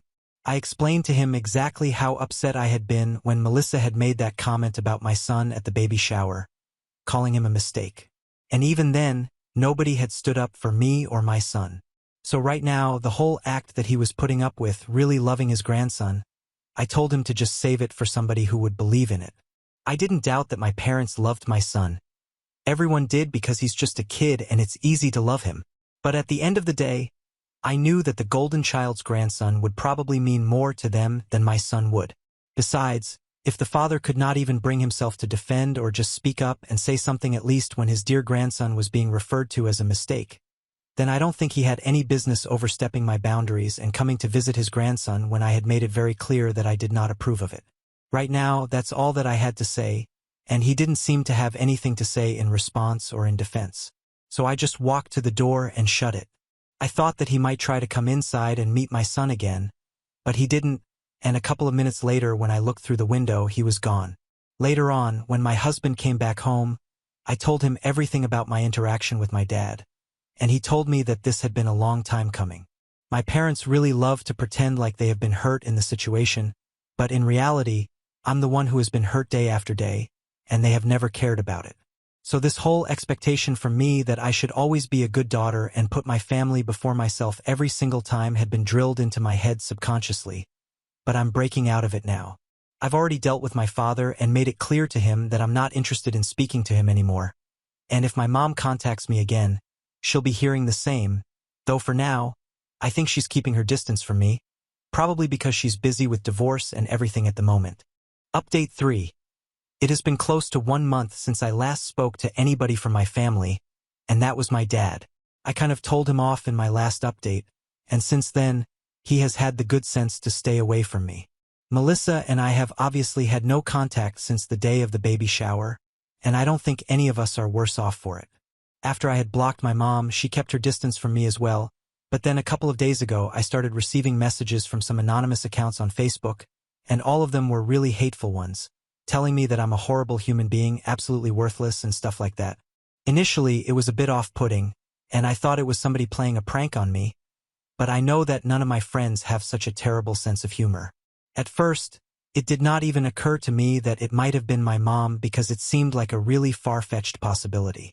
But right now, I don't think that it's so far-fetched because last night, My husband told me that he had been receiving messages like that all day from the same accounts. The catch is that he hadn't been receiving those same messages. Nobody was insulting him, but basically he was being told terrible things about me. In fact, my mom had even taken it up a notch and had been telling my husband that I'm a cheater, I sleep around, and whatnot. Obviously, none of it is true. She was just saying it to get under our skin, but as soon as we figured out that it might have been my mom, we just started thinking of the whole thing as something really pathetic, and it makes me feel ashamed that I'm even associated with this woman. This is my mom that we're talking about. She is in her 50s for crying out loud, and this is not the kind of thing that she should be getting up to right now. And for what? Just because she hates me for spilling her secrets? It's just sad and pathetic. And it really goes to show that I didn't do anything wrong by telling everybody her reality. I don't even understand what she hopes to get from this. She's just being hateful for no reason, and this is a waste of her time and energy. If we want to, we can report her and put an end to this, but honestly, that will be a waste of our time and energy because we really don't care. This reflects badly on her. It has nothing to do with us. I can tell that she has taken everything that has been happening really hard because this is some juvenile crap that she's pulling off, and I wish I could say I was upset with her or angry about this, but I just feel bad for her because I can't believe that this is what my mom has been reduced to right now. Update 4. Hi. So it's been a couple of months since my last update, and today I heard from an aunt of mine that my parents finalized their divorce last week. I was attending an engagement party, and this was one of the first family events that I had attended ever since the baby shower, so I was kind of skeptical about going because I thought I might see my parents there, or worse, I might see Melissa. But I had to attend. I couldn't just skip it like every other event for the past couple of months because it's my cousin who got engaged, and she and I are kind of close, so she insisted that I come by, and I agreed to drop in.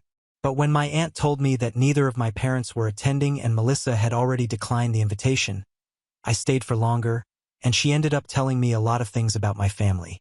I've not been in touch with them for a very long time, so I had no idea that the divorce had already been finalized. I feel kind of bad for them, but well, I knew this was coming. After my last update, where my mom had been sending me and my husband anonymous messages on Facebook to get on our nerves, we just ignored her for a couple of weeks and she stopped on her own. My dad did try to get in touch with me a couple of times, telling me that he really wanted to see his grandson, but I did not reply. I didn't have anything to say to these people anymore, so I've just completely cut them out of my life. My aunt told me that she hasn't spoken to my mom in a very long time, and since she is from my dad's side of the family, she doesn't really know what she has been up to. But she knows that my dad really misses me, and even more than me, he misses his grandson. I felt kind of bad about that, so I feel like I might let him come see my son in a couple of days. Not because I want to fix things with him, but because I know that my son misses his grandpa as well. Out of all his grandparents, he got along with his grandpa, and he's been asking about him a lot. I guess I can put my anger aside for his sake now, at least. Now on to the next story. Story 6. A nightmare stepmother burned all of my late mother's belongings while I was in the hospital. When I was furious, she said, "I know your dad better than you do. He'll be happy I did this for us." I, 23F, have been in and out of the hospital a lot over the years because of a chronic illness I've had since I was a kid. My dad, 48M, has always been super supportive and tries to be there for me whenever I have to go through treatments or surgeries. I recently had to undergo a major surgery, and my recovery was no joke. It was really hard, and I was in the hospital for about 2 weeks. Dad stayed with me for most of that time, but a couple of days before I was discharged, he had to leave for a work trip.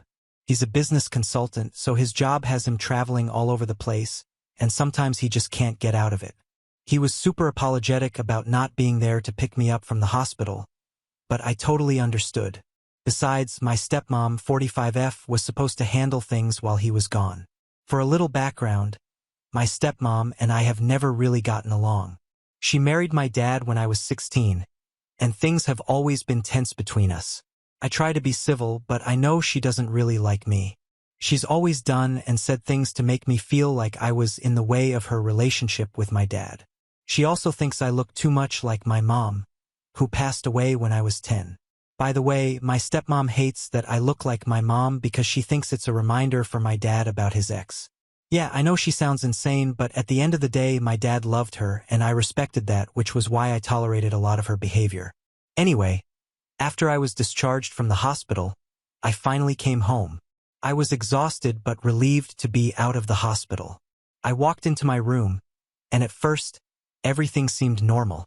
I laid on my bed to relax and ended up taking a nap. When I woke up, I decided to spruce up my room a little bit, and that's when I noticed something was off. I guess I was too exhausted to notice how empty my room looked because I quickly realized that a lot of things were missing. Like seriously, a lot of things. I started to freak out. I thought that maybe there was a break-in or something. I started running from room to room and searching for anything that might still be there. I was barely able to stand up because I was still so weak from my surgery, but I was desperate. But it became clear pretty quickly that everything that was missing was things that belonged to my mom. I had this old jewelry box of hers, some framed photos, a bunch of letters she had written to me when I was younger, and a few other sentimental things. They usually stayed on my dresser or my nightstand, but that day they were all gone. I checked the storage closet where we kept some of my mom's old stuff, like her clothes and a few antique pieces from her family, and it was all gone, literally everything. Couldn't believe it. I immediately confronted my stepmom. I did my best to stay calm with her. I asked her if she had moved anything from my room. She looked at me with this smug smile. She then casually told me that she had taken care of some of my things, and that I didn't need to worry about any of those things anymore. I felt my heart drop to my stomach.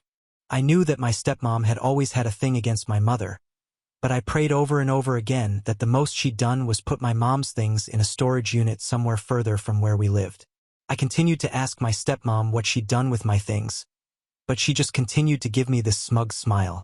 Eventually, I lost my head and started screaming at her to tell me what she'd done. That's when she laughed and told me that she had burned everything that belonged to my mom. That shut me up so fast because of how shocked I was. I couldn't even process it. When I finally managed to ask her why she would do something like that, she just said that my dad and she had been wanting to move on with their lives, and this was the best way.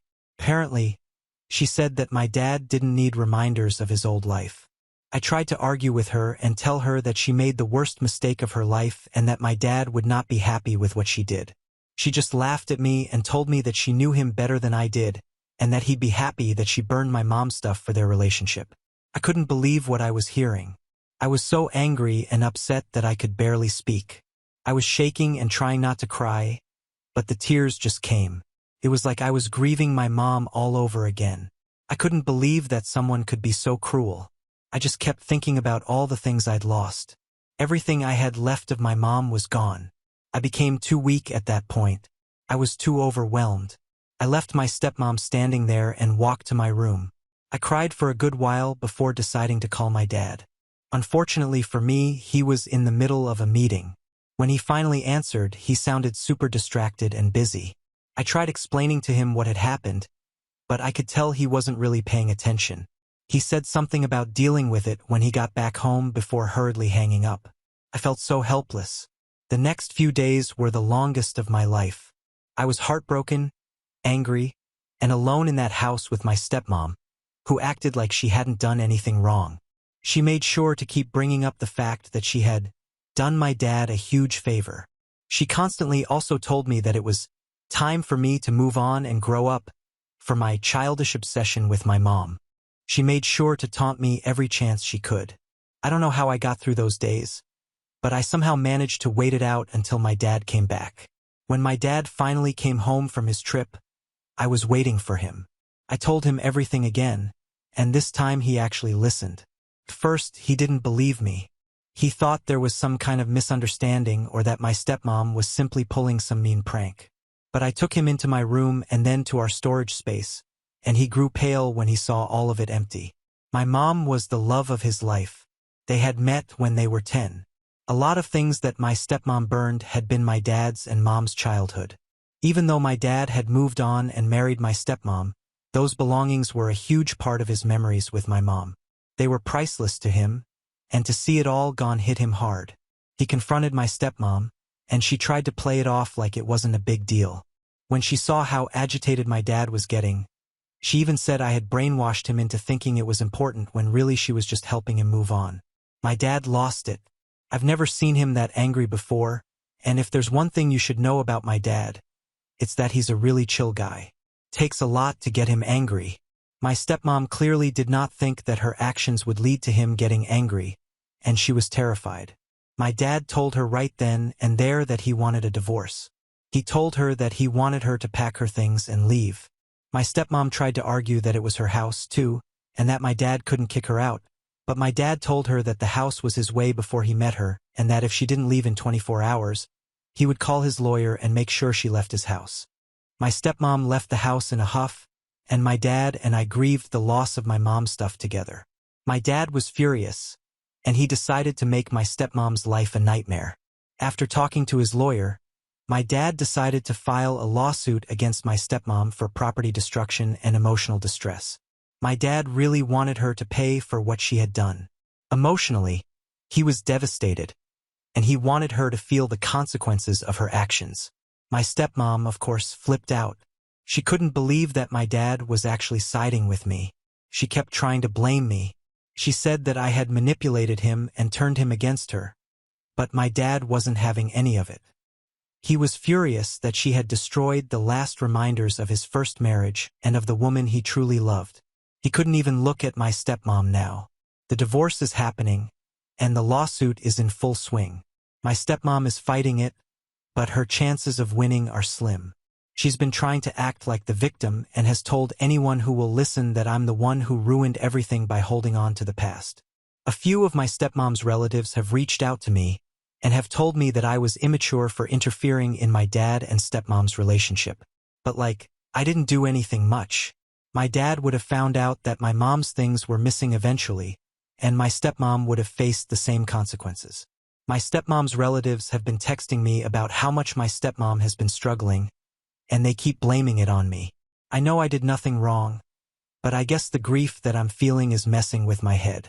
I just need somebody who's not part of my situation to tell me that I did nothing wrong. So, AITA for telling my dad that my stepmom burned all of my late mother's things? Update 1. Hey everyone, I wanted to give you all an update on the situation because things have escalated big time. When I first posted, I was still in shock from what my stepmom did. But let me tell you that this lawsuit is becoming an absolute nightmare for her. And honestly, I have zero sympathy. My dad is not holding back. He's determined to make her pay, and it's going worse for her than she ever imagined. The legal process has been moving fast, and it turns out that my stepmom had no idea what she was walking into. Some of the things she burned weren't just sentimental trinkets. They were incredibly valuable. Most of the things she burned were antique mementos passed down from my mom's side of the family. They were part of a collection that had been in the family for generations. A couple of pieces, like an old watch and a set of vintage jewelry, were worth thousands. While that itself is unfortunate for my stepmom, it gets worse because it turns out that those antiques were insured. My mom's family took great care of them, so they had insurance policies tied to their value. When my dad realized this, it gave him even more leverage in the lawsuit. Now my stepmom isn't just facing emotional distress claims. She's also looking at a major property destruction case with hard evidence of financial loss. The fact that these items were destroyed makes her responsible for paying back their full value, and let's just say she does not have that kind of money. The insurance company is also coming after her now. Since my dad filed a claim, they've started their own investigation, and they're siding with him completely. My stepmom can't wiggle out of this one. If she thought she could just destroy these things and walk away, she was dead wrong. My dad's lawyers have been on top of every detail and have made sure that she's backed into a corner. It's honestly brutal to watch, but after everything she's done, she deserves every bit of it. The divorce is moving quickly too, and thank God my dad was smart enough to make her sign a prenup before they got married. That's been a huge help because it means that she's not walking away with much. She tried to contest it at first, but her lawyer straight up told her that she did not have a case. The prenup is airtight, so all the assets my dad had before and after they got married are staying with him. That means no fancy house, no luxury car, and no access to any of my dad's money for my stepmom. She's panicking, and I know all about it because she's been blowing up my phone every single day. Every time I block her, she finds a way to text me again. She sends me these long texts where she just rants about how I ruined her life. It's almost funny how she keeps trying to make herself look like the victim. According to her, I brainwashed my dad into divorcing her, and now she's paying the price for something that wasn't her fault. She keeps saying she was just trying to help by burning my mom's things. And now everything is falling apart because I couldn't let it go. She's also been telling me all about how her life is crumbling. And honestly, I can't bring myself to be sympathetic or to even care. Apparently, people in her social circle are starting to distance themselves from her. She always cared a lot about appearances, so losing her reputation has been a huge blow. She's gone from hosting fancy dinners and brunches to being completely ghosted by her so-called friends.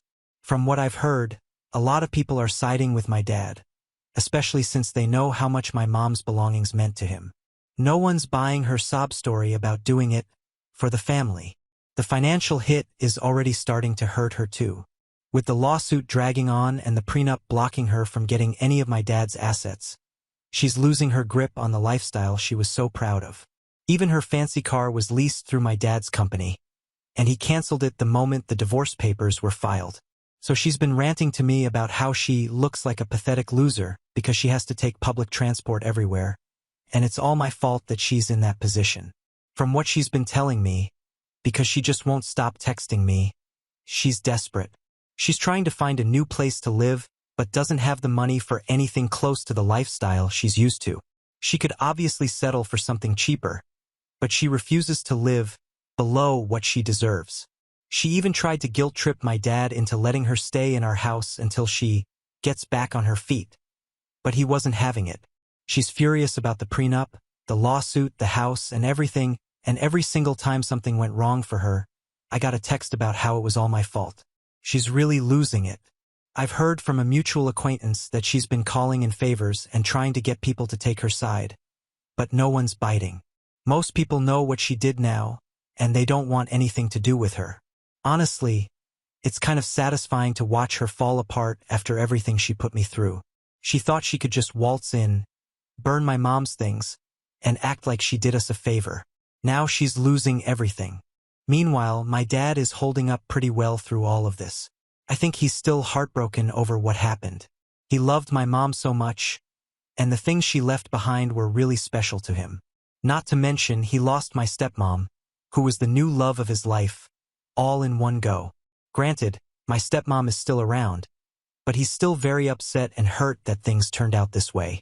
But he's channeling all that anger and hurt into making sure stepmom pays for what she did. His lawyers are doing an amazing job, and every day it feels like we're one step closer to getting some kind of closure. I don't know how long the lawsuit will drag on, but it's already clear that it's going to ruin her financially. Between the property destruction claims, the insurance company coming after her, and the divorce moving forward, she's going to be left with nothing. I'll keep you guys updated as more happens, but for now, things are definitely moving in the right direction. It feels good to know that justice is being served. Update 2. Hey everyone, time for another update, and things just keep getting crazier. I didn't think it was possible for my stepmom to dig herself a deeper hole, but here we are. So, the lawsuit was already going pretty badly for her with the whole destruction of property and emotional distress claims, but now it's escalated even more again. During the discovery phase of the lawsuit, which is basically where all the evidence gets collected, my dad's lawyers found something huge. Turns out, my stepmom has been slowly but surely taking money from my dad's business for years. Apparently, she had access to some of the business accounts. When she withdrew money from them, she claimed that it was for household needs or expenses, and my dad trusted her enough to not question it. But when the lawyers started looking through the financials for the divorce, they found all these weird transfers. We're not talking about small amounts either. She was quietly pulling out thousands here and there. She used this money to fund her expensive lifestyle. My dad was never tipped off to how much exactly she had been spending on her luxury because he never knew how much luxury items cost. He figured that my stepmom would be rational about her spending, but that was very wrong. When my dad found out, he was furious. He already felt betrayed by her for burning my mom's belongings, but finding out she'd been stealing from him, that was the final straw. What she did wasn't just sneaky, it was straight-up fraud. She had no right to that money, and she'd been draining his accounts for personal use to keep up her lavish lifestyle. Now, on top of the property destruction case, she's facing a full-on fraud case. My dad is pressing charges for embezzlement, and things are getting real serious. Her lawyer is scrambling and trying to negotiate some kind of settlement, but my dad isn't having it. He doesn't want to settle. He wants her to face the full consequences of everything she's done. Honestly, I don't blame him, and I'm actually kind of proud of him. She's gotten away with so much for so long, and now it's all finally catching up to her. At this point, the lawsuit is about more than just the emotional damage and property she destroyed. It's about all the money she stole. My dad's lawyers are absolutely killing it, and the case against her just keeps getting stronger. Every time I hear more updates on this case, I'm flabbergasted. I mean, I never would have guessed she was doing this. To be fair, I always knew she was selfish and manipulative, but I didn't think she was this shady. She was really good at keeping up appearances and acting like the perfect wife while secretly taking money behind my dad's back. It's disgusting to think about, and now she's facing the possibility of jail time. Embezzling money is a serious crime, and if my dad's case goes the way it's looking, she could end up behind bars. It's so crazy to think that just a few months ago, she was acting like she was untouchable, and now she's in a full-blown legal disaster. My dad's legal team is pushing for the fraud charges to stick, and since the money she took is well documented, there's no way she can talk her way out of this. Every bit of evidence they find just makes things worse for her. She's trying to make deals left and right, but no one's giving her an easy way out. Of course, she's still blowing up my phone and blaming me for all of it. She keeps saying that if I hadn't turned my dad against her, none of this would have happened. It's honestly pathetic at this point. She's refusing to take any responsibility and acting like she's the victim when she's the one who stole from him and ruined the things that were dear to him. Every day it's another rant from her about how I ruined her life, and honestly, I don't even look at her texts anymore.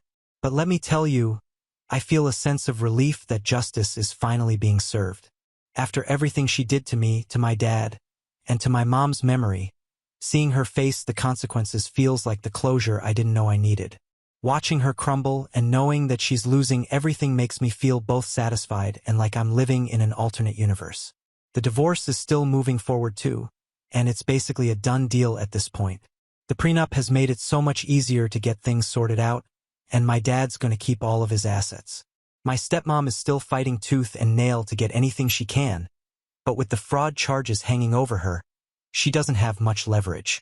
I'm not sure how long the fraud case will take to go through the courts, but from what the lawyers are saying, it's not looking good for her. The property destruction lawsuit is still ongoing as well, but this new fraud case has totally shifted the focus. Now, instead of just losing money, she could actually lose her freedom. In the meantime, I've been trying to stay focused on my own healing. I'm still recovering from surgery, but it's hard not to get caught up in everything that's happening. This whole situation has been emotionally exhausting, but seeing her finally get what she deserves is helping me get through it. Anyway, that's where we're at now. TLDR. My stepmom is in major legal trouble. The divorce is almost finalized, and my dad is making sure she doesn't get a single cent more than she deserves. I'll keep you guys updated as things progress, but for now, it feels like we're finally getting closer to some real justice. Thanks for all the support, it means the world. Update 3. Hey everyone. It's been a while since my last update. I think it's been close to 7 months, but I'm back with the final chapter in this whole nightmare. I'm just gonna spoil it right out of the gate and tell you that all the legal stuff is finally over. And now let me tell you about the details. First off, let me get straight to the good part. The court ruled in favor of me and my dad on all accounts. Every single claim we made stuck, and the judge wasn't playing around. My stepmom has been ordered to pay back every penny she took from my dad's business. On top of that, the court hit her with major damages for destroying my mom's belongings. In total, the damages came out to an eye-watering amount. It's enough to leave her completely broke for a long, long time. Her fancy lifestyle is gone. No more designer bags, luxury vacations, or expensive cars. She's officially hit rock bottom.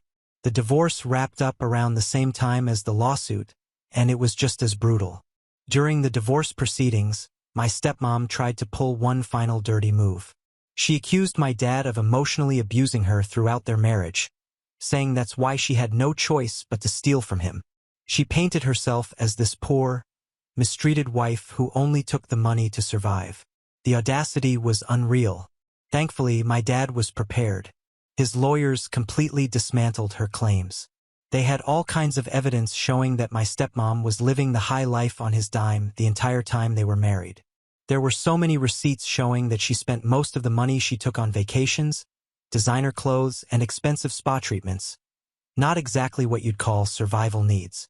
The judge didn't buy a word of her sob story.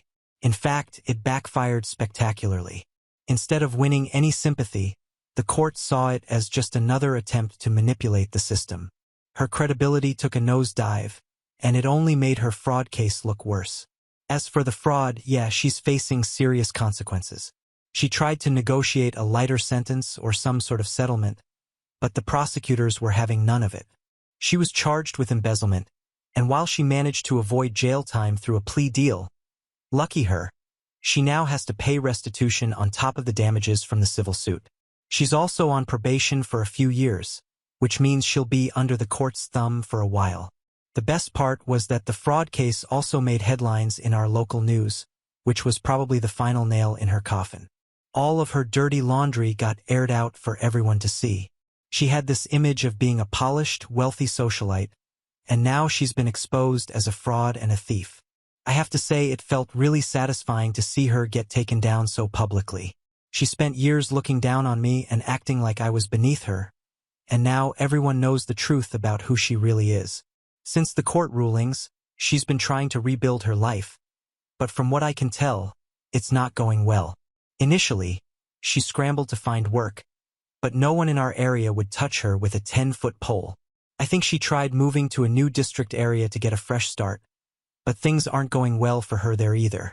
She's living in a tiny apartment now and working a minimum wage job she clearly hates. At least, that's what I gathered from the occasional messages she sends me. Yeah, she's still texting me even after everything. She sends me bitter messages every few weeks and blames me for ruining her life. It's almost funny at this point. Like, lady, you burned my mom's things, stole from my dad, and now you're the victim? Sure, okay. I mostly ignore her, but sometimes it's hard not to laugh at how delusional she sounds. As for me, I'm doing better. It's been a long road, but I'm healing both physically and mentally. My recovery is almost entirely completed. Mentally, I feel lighter. There were moments during this whole ordeal when I felt so overwhelmed, but now that it's over, it feels like I can finally breathe again. I still have tough days, especially when I think about how my mom's belongings can never be replaced and I can never see them again. But knowing that my stepmom faced real consequences for her actions brings me some peace.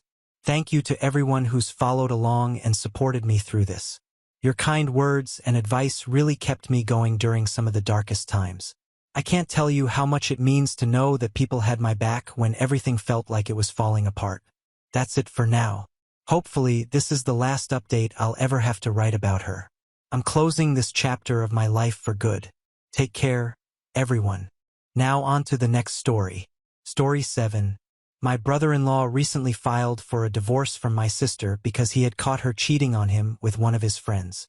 She had been acting suspiciously for quite some time, and he decided to go through her phone one night, and that was it. He has moved out and filed for divorce. Unfortunately, it happened at a really bad time for me because he found out just a little over a week before my wedding. By the time he filed for a divorce, of course, there were just 7 days to go until the big day for me. Ideally, it shouldn't have affected my wedding at all because it's not like my sister and I are particularly close, but my parents decided to ask me to postpone my wedding for a whole year since my wedding would be really upsetting for my innocent sister. I can't explain why they think she's innocent because she was literally caught exchanging incriminating texts with her husband's friend, and from what I know, there is proof of it. But they think that it's just harmless flirting and everyone does it, so it's not a big deal. From what I've known so far, they had literally been planning to get together a couple of times. But the plan somehow seemed to fall through every time, probably because my sister's courage failed her. But whatever it was, she had still been planning to see him. It really did not matter if she actually had gone out with him or not because the planning itself was bad enough, and I think my brother-in-law is doing the right thing by getting a divorce. In my opinion, she's not innocent in the slightest, but my parents don't think the same way because, for them, My sister can't ever do anything wrong. That's why they had the audacity to ask me to push back my wedding by a year just so that it would not upset my sister, even though everything had been paid for and all the arrangements had been made, so it would cost us a bomb to have everything canceled. But, of course, we were not even considering it, and when we made it clear to my parents, they started threatening us and told us that they would not be attending if we did get married. So, my husband and I told them that it really did not matter if they were going to attend or not because, to be honest, I'm not very close with my family. They were invited as normal guests. They were not going to get any special treatment just because they were related to me by blood, since all my life I had never received any special treatment from them either. In fact, let alone special, they never even treated me as well as they treated my sister. So, I decided to go ahead with my wedding, and now my parents are freaking out at me because they think that I lied by not telling them who my in-laws actually are. For context, my husband's family owns a pharmaceutical company, and they are quite wealthy. Most of the family is involved in the business, including my husband. I had kept all of this a secret from my family on purpose because, well, let's just say that they are not really the kind of people that I would want around rich relatives. My parents themselves own a hardware store, but for as long as I can remember, it has never been doing well. It gives them just enough money to live off of, but never more than that, and I guess that's why they act like they do around anybody who is in a slightly higher tax bracket. I don't know how to explain it well, but they just turn into the biggest weirdos and start groveling, probably in the hopes that maybe somebody will invest in their business because they have always been looking for people to help them grow. Unfortunately, that has never worked. It just makes people feel weird and uncomfortable because they make it so obvious, and these rich folks are not fools who will fall for their flattery. I have seen them try to do this stuff with other people, some of our own relatives or their friends at events, and it makes everybody around them feel really weird. I used to be very embarrassed and ashamed to be associated with them every time they would start brown-nosing these people because I could tell that they were not only judging my parents but they would also probably be judging us since my sister would also join in occasionally. I absolutely did not want the same kind of thing happening with my husband and his family, so when our families met, I made sure that I told everybody to keep their job descriptions low-key because the second that my parents would realize what a huge company they were all a part of, they would instantly switch on their charm and try to start flattering them, probably in the hopes that they could get something out of it. My husband and I have been together for 3 years, and he has met my family several times, so he knows how to behave with them, and he always made it sound like he was just an employee, so my parents treated him quite normally. My family doesn't really take that much of an interest in my life, so they have only met my husband's family once, at the time that we got engaged. So, while making small talk, my husband's parents were careful enough to downplay their role in the company, and since this pharmaceutical company doesn't really have anything to do with my parents' line of work, they probably did not make the connection even after knowing their last names, so we were safe. However, the photos of our wedding made their way to my parents because everybody in my husband's family reposted them, and somebody decided to put them up as a post on the official social media accounts of the company as well, which is how my parents found out about which family I had married into. Literally the very same night that I got married, they started texting me and calling me to confront me about what had happened because they felt cheated. In their opinion, I should have been upfront about the kind of family that I was getting married to, but I had misled them into thinking that my husband and in-laws were just normal people. So by skipping my wedding, they had lost a huge opportunity to start networking with people, becoming friends with my in-laws, and finding business opportunities for growth. They accused me of lying to them about how important my husband and in-laws were to their company because, from the looks of it, if the wedding was significant enough to be posted on the company profile, it meant that my in-laws were pretty important to the company. My parents had also finally made the connection by Googling their last names, and now they knew that this was a family business. They were really upset with me because not only had I been lying to them, but I had apparently also been depriving them of business opportunities on purpose, and they felt really betrayed by me. For the first couple of days after my wedding, I did not even bother responding to them because I just wanted to enjoy this newlywed phase. But I could no longer ignore them when they showed up at my house 2 days back demanding answers for everything that I had been ignoring. At first, my husband and I made it very clear to them that we did not owe them any answers, and the only reason we had even invited them in was to be polite. But if they were expecting me to offer them an explanation or to apologize to them, they were just wasting their own time. After hearing us out, my parents just turned to me and then began the emotional manipulation. They were visibly upset, and they did not even bother trying to hide it. My mother, in fact, even started crying. I tried not to let it get to me, But it was hard because they were bringing up stuff from the past, how they had brought me up and they expected certain things from me. Initially, I had no intention of arguing with them. I was just planning on letting them speak and then get it over with. But when they started talking about how they had always tried to be good parents to me and this is how I had repaid them, I had to call them out on that because as far as I could remember, they had mostly just tried to be good parents to my sister and for me, they had only ever done the bare minimum. So when they brought that up, I started arguing with them, and it went back and forth for a while. Ultimately, they just told me that they were really disappointed that I had cheated them out of an opportunity to become closer with such successful business people. They claimed that the fact that I had done all of this on purpose, that I had gone to such extremes to hide my husband's family from them, it just went on to show how embarrassed I was of them. They believed that even if they had been present at the wedding, it wouldn't have made a difference because I would still have been ashamed of them.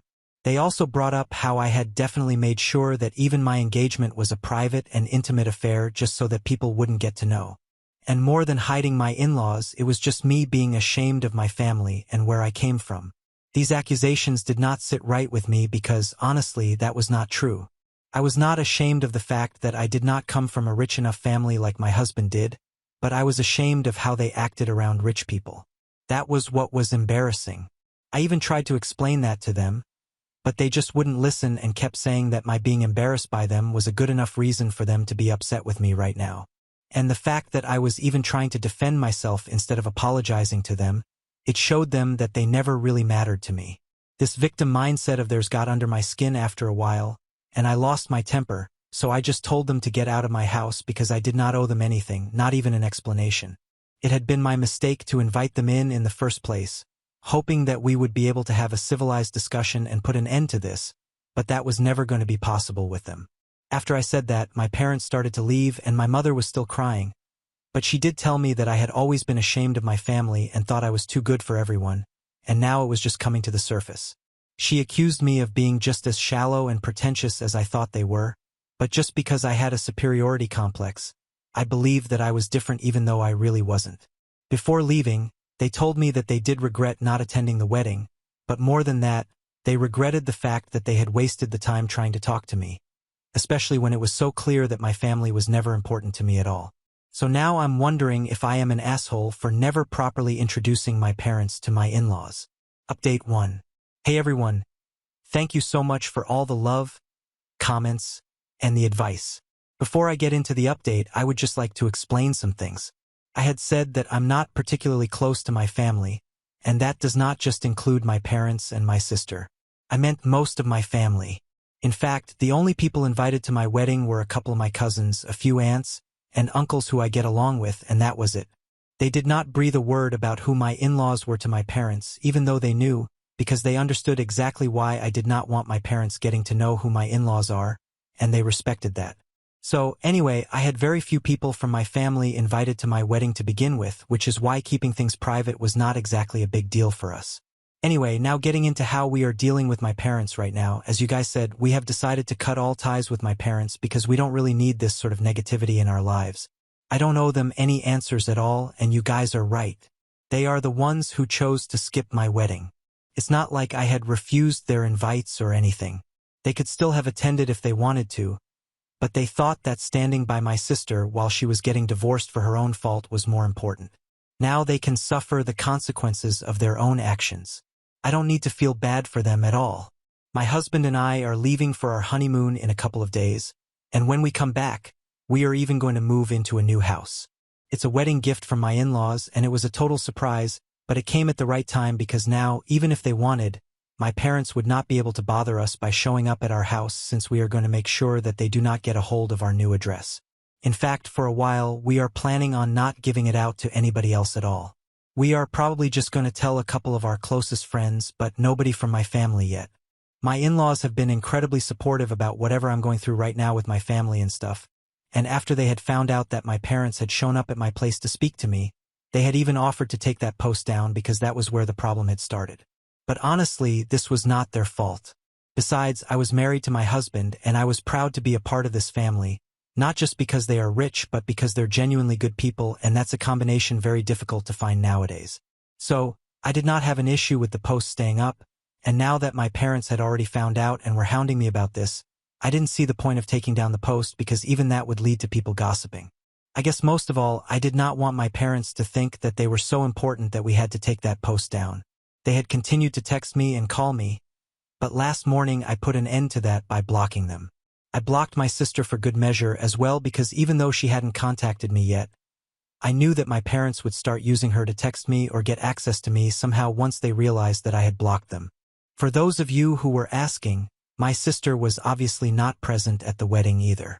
I had mentioned in my original post as well that she and I had never been very close growing up because she had always been a bit of a brat, and as we grew older, we just grew apart since we were not forced to live in the same house anymore. It wasn't as if we were on bad terms, so she had been invited, but after the divorce had been filed, I guess she decided not to show up. I was fine with that, but the only thing that I had an issue with was my parents deciding that they had the right to demand that I push back my wedding by an entire year just because she was getting divorced since she herself had cheated.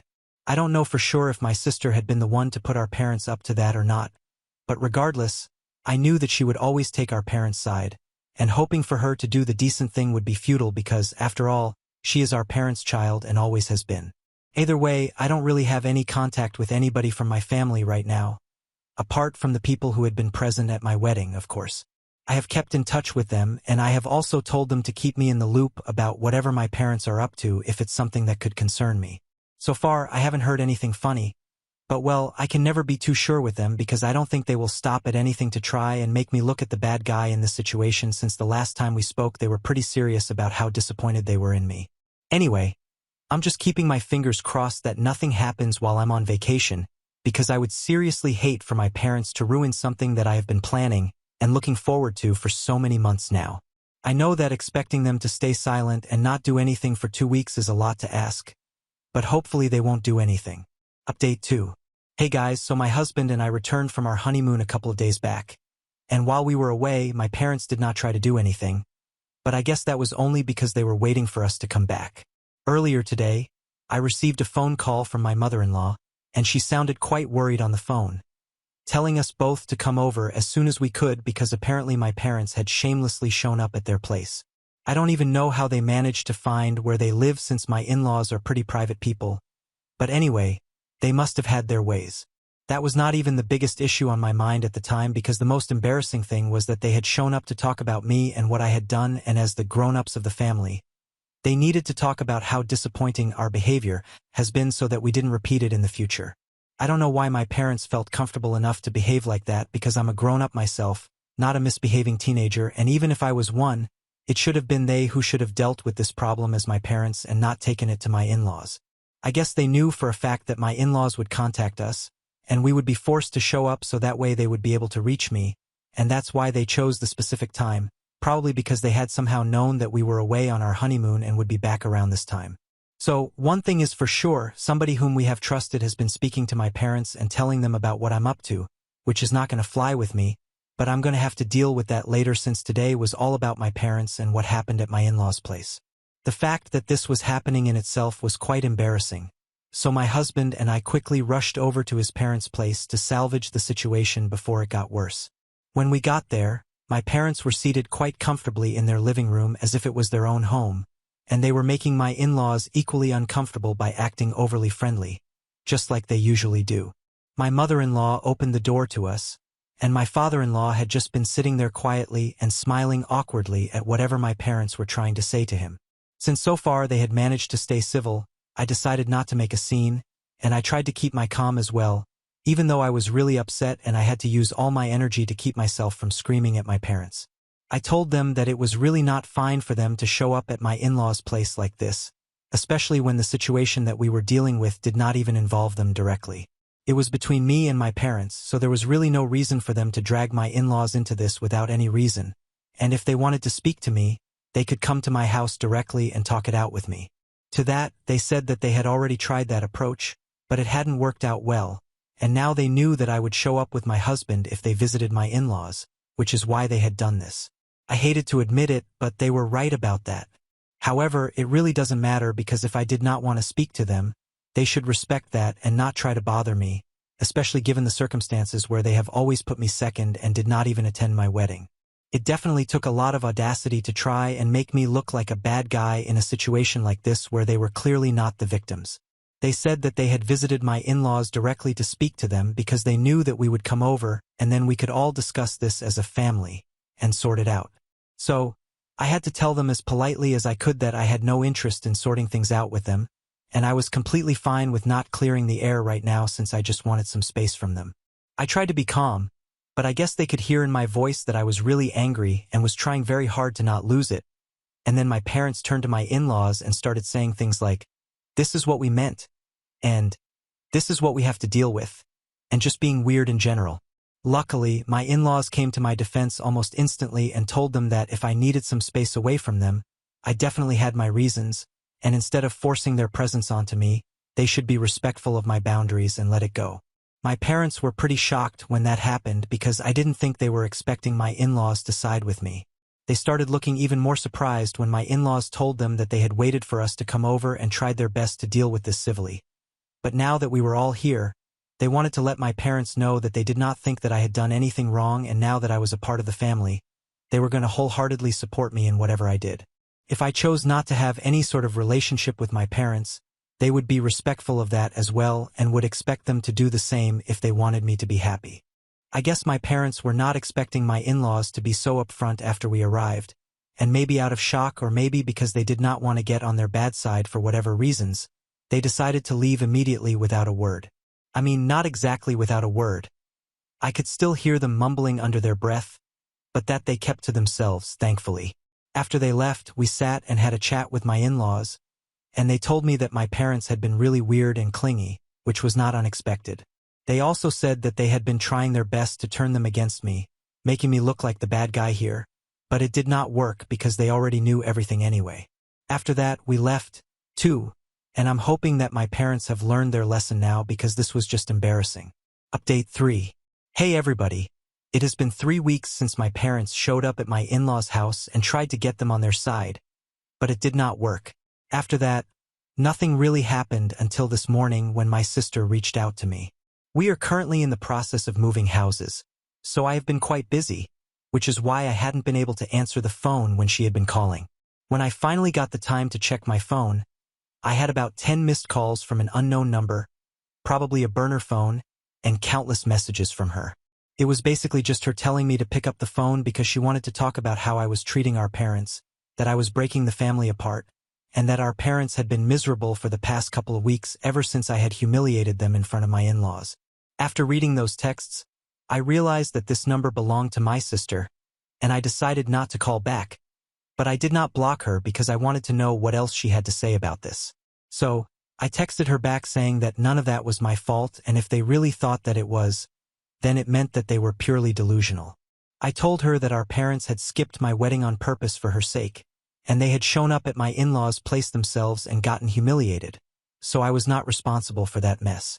After I texted her back, she sent me a really long message saying that I had made them very unhappy, and they were already having a hard time dealing with the fact that she was going through a divorce, even though she didn't really cheat on her husband, but in spite of that, he was accusing her of it. They were having a difficult time as it was, and on top of that, I decided to add to it. She called me heartless, selfish, and whatnot, but I just told her that this family needs a serious lesson in taking accountability, and I'm glad that they are all facing the consequences of their actions right now because it's quite necessary for them to learn that they can't get away with everything. And then I added that she, of all people, needed to know that. Obviously, I was referring to the fact that she had cheated and yet was acting like she was innocent, so she naturally got really upset about that and started going off on me, cursing at me through texts and stuff, and that's when I knew that I was done. So, I blocked that number and I went back to ignoring them altogether, and now I'm never going to be responding to them again because this was the last conversation that I had to have with any of them. I have said whatever I had to say. Update 4. Hey guys. So it's been almost a year since I got married, and I just thought that I would post a little update here to tell you guys what I've been up to. I haven't been in touch with my parents ever since I moved houses, and it's been quite a relief. Recently, I also managed to find out who exactly had been telling my parents about what I was up to back then. It was one of my cousins who had been speaking to my sister, and I have cut them off. Now, that's actually what reminded me to post here. Apparently, this cousin was quite close to my sister as well and just couldn't help themselves because they thought they were doing something good by trying to help a family reconcile. Anyway, we don't speak to that cousin anymore, and neither do we have anything to do with my family, apart from the few people that I trust. From what I know, my sister decided to move to another city just a couple of months after her divorce was finalized, and my parents also decided to finally sell their store so they could move away with my sister and start something new. Honestly, I wish them all the best just so that they continue to stay out of my hair. I'm not sure how much longer I'll be able to hold them off from reaching out to me, though, because my husband and I are planning to start a family, and I'm sure that once I announce my pregnancy, they'll be back again. But we will cross that bridge once we get to it. For now, we're just planning. My husband and I recently celebrated our first anniversary together, and we are quite happy with our lives and are also looking forward to becoming parents soon. Now on to the next story. Story 8. My wife invited her whole family to live with us for free without asking me. We fought, and she called me an orphan loser. So I secretly did something they never expected. I recently ended the lease agreement on my house and moved out without telling my wife.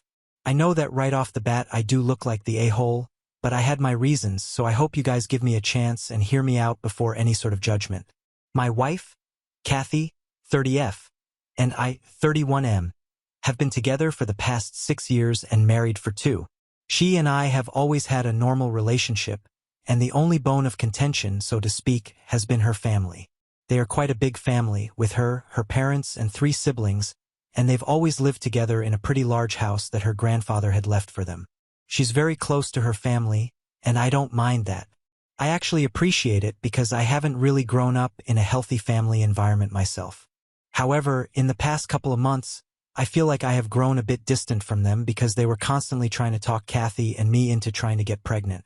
We had explained to them quite a few times that we were just not ready to have kids yet, but that did not deter them at all. Every time we visited them or they visited us, someone or other would bring it up and start talking about it, probably in the hopes that we would consider it and start trying to get pregnant.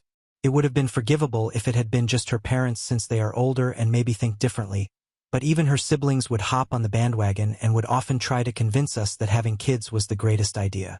I don't know what it was. Maybe they just romanticized the idea of having a huge and happy family, but it was just not realistic since neither of us was ready yet. Personally, I wanted to speak to them and let them know that it was not okay for them to be constantly bringing it up with us, especially when we had made it clear that we were not ready, since it made both of us quite uncomfortable and sometimes even annoyed. However, Kathy wanted to go a different way, and the way she wanted to deal with this situation was by not dealing with it at all. She told me that her family had always been involved in her life, and even now they expected that they would have a say in things like this, but they didn't have any bad intentions, so we should just let it go. I didn't like the idea of not even saying anything because I knew that it would mean having to listen to them talk about this some more, but I didn't want to hurt her, so we decided to drop it and didn't say anything to them. Whenever they would bring up the topic about having kids and stuff, we would just nod and smile and let it go until they dropped the topic themselves.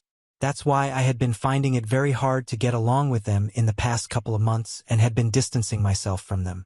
However, 2 weeks ago, something very unfortunate happened, and they had a major fire at their house. It's in the process of getting reconstructed right now, and it's going to take a few months. Insurance has it all covered, so they don't need to worry about the money going into it either, but what they did need to worry about was the temporary accommodation that they would need since their insurance plan would cover them for just about a couple of weeks, and after that they would be on their own and have to spend out of their own pockets. On top of that, all my siblings-in-law had also been living in the same house, as is the norm in Kathy's family. Nobody really moves out until they absolutely have to or really want to. Like Kathy, who only moved out when she decided that she wanted to stay with me before marriage since that way they don't have to worry about rent. And in today's economy, I totally understand that. What I don't understand is why her siblings can't find a place of their own to live at the moment and have to tag along with their parents wherever they go.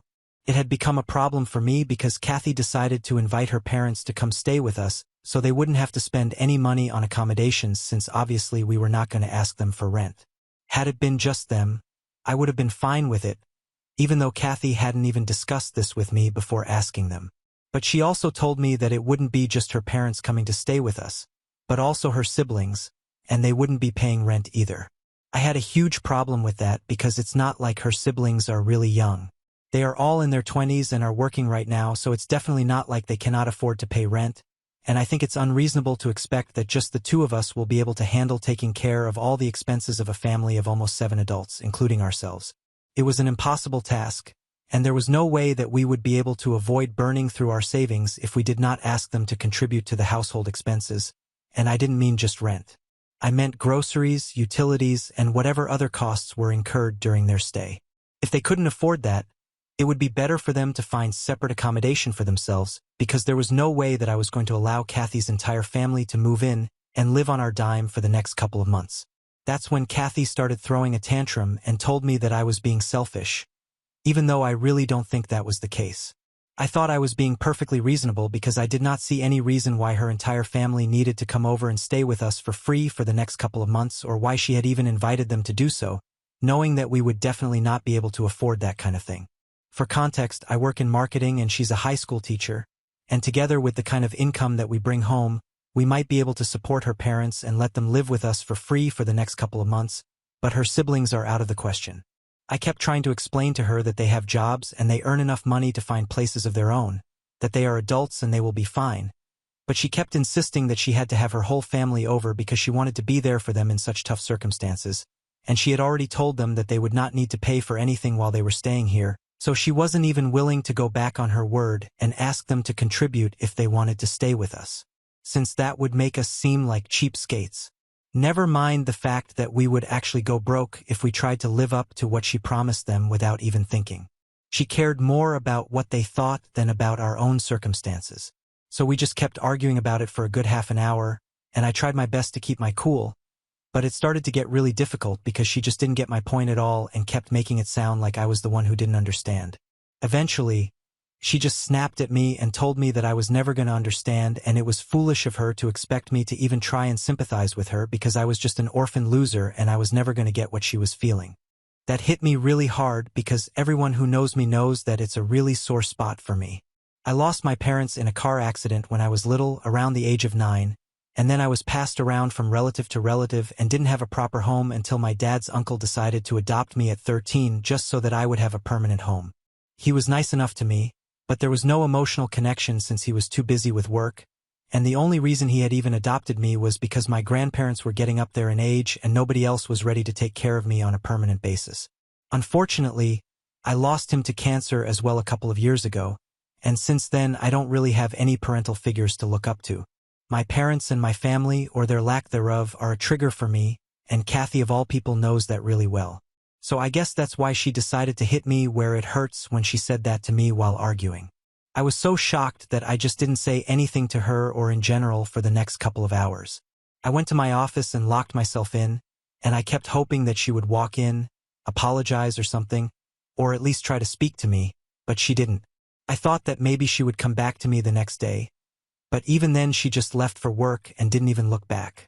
I was really disappointed and had a total breakdown, after which I decided that I was going to leave. It was a really low blow, and if she didn't even feel sorry about it, it meant that she clearly did not love or respect me as much as I thought she did, because if I had been in her place, no matter how angry I felt, I would never say something like that. So that day, while she was at work, I decided to stay back home and speak to the landlord and told him that I wanted to end my lease. He told me that he would arrange for it, and after that was confirmed, I started packing my things, and with a couple of clothes and other essential belongings that I would absolutely need, I drove to a friend's house, and since then I've been staying with him. Even after I left and did not come back, Kathy did not try to reach out to me, and it felt as if this made no difference to her at all, and even if it did, it was probably not as important to her as it was to prioritize her own ego. I've been pretty miserable for the past couple of days ever since last week, since I left home, and had been contemplating speaking to a lawyer about divorce because at this stage I don't see the point of staying together since she has made it very clear that she is perfectly fine without me as well, and honestly our last fight really left a bitter taste in my mouth. My feelings on this situation had already been quite complicated, and after speaking to Kathy yesterday, I'm even more confused about what to do because a few days back I finally ended the lease agreement with my landlord, and he approached Kathy to discuss this with her since now she was going to be the primary tenant of the property. And that's how she found out that not only had I moved out, but I had also ended the agreement without her knowing. That was why she had called me up, and when I answered the phone, She immediately started yelling at me and told me that I had taken things too far by doing this. Apparently after the fight that we had last week, she had called her parents up the very next day and told them that she would only be able to allow them to stay with us and her siblings would have to find places of their own. By doing that, she also ended up in a fight with them, and because she had gone back on her word and her family thought that she was giving me more importance than them, they were also not speaking to her anymore. However, I didn't know that since I hadn't bothered to speak to her, and I had been very upset about how she had treated me and what she had said. So I had left without a word. Both of us had kept waiting for the other to apologize or reach out to us, and that had created a bit of an ugly situation because now I had already signed off on ending the lease and she had to find out about it from the landlord and not me. Both of us knew for a fact that she wouldn't be able to afford the rent on her own salary since she earned significantly less than I did, and she thought that it was really cold of me to put her in that position because I knew that she would have to give up the house if she wouldn't be able to afford rent.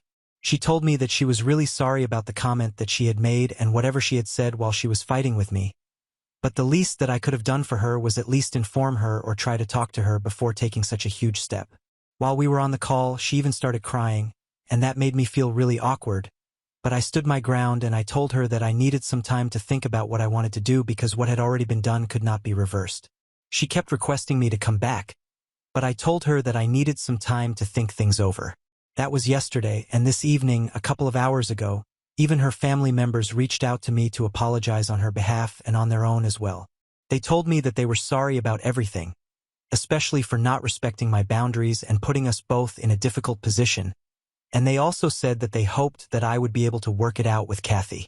Now, the only thing that I'm in a dilemma about is whether I did the right thing by leaving the house and ending the lease without even speaking to Kathy because I knew for a fact that she wouldn't be able to afford the rent on herself, and I guess somewhere deep down I wanted to hurt her as well. She and the rest of our family have been messaging me to go back home to her because I owe her a conversation about this at the very least. However, I'm not sure if they are doing it because they really want us to work things out or if it's just because of the house since nobody wants to end up looking for a new place to live on such short notice. Edit.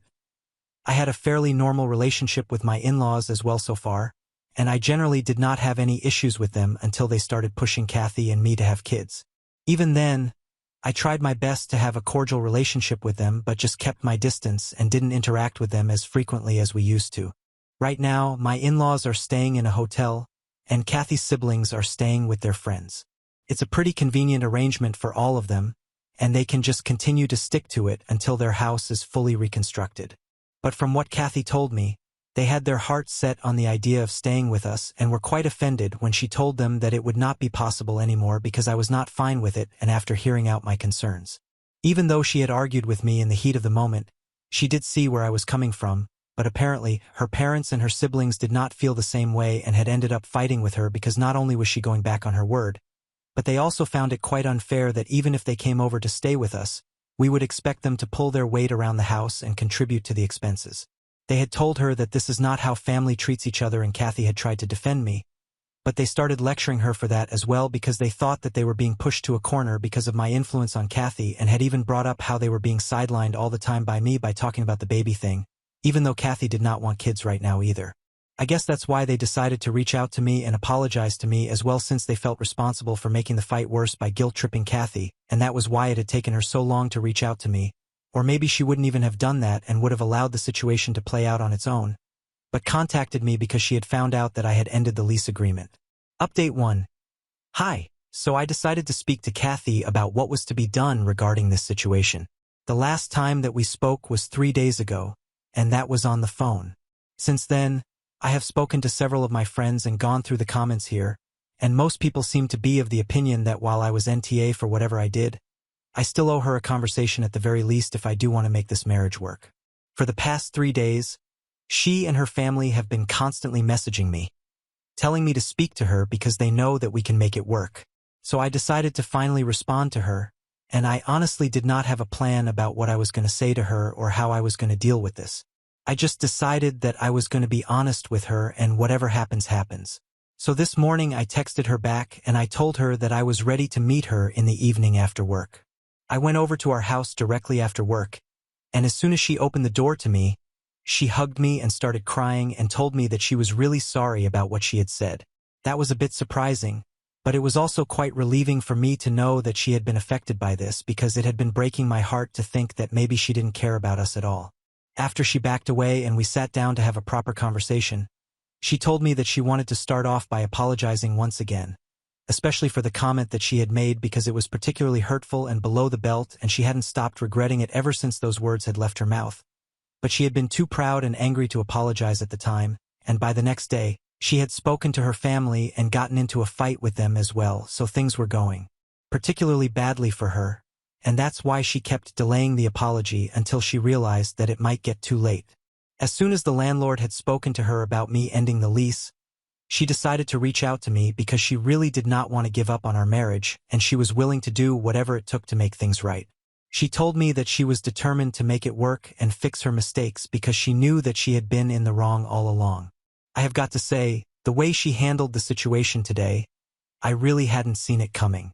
I had thought that she was going to try and pass off the blame to me somehow, or at least get defensive or something, because that's what had happened the last time that we fought. This time, though, I felt like I was back with the Kathy that I had known for so many years and not the person who had really emotionally hurt me during our last fight. I had been pretty upset with her in the past couple of days ever since we fought, but today I felt better about everything, especially about my decision to come to see her and talk to her, because had I not done that, maybe we wouldn't have been sitting together and talking it out. Obviously, just trying to talk it out is not going to solve all our problems, and we acknowledged that as well.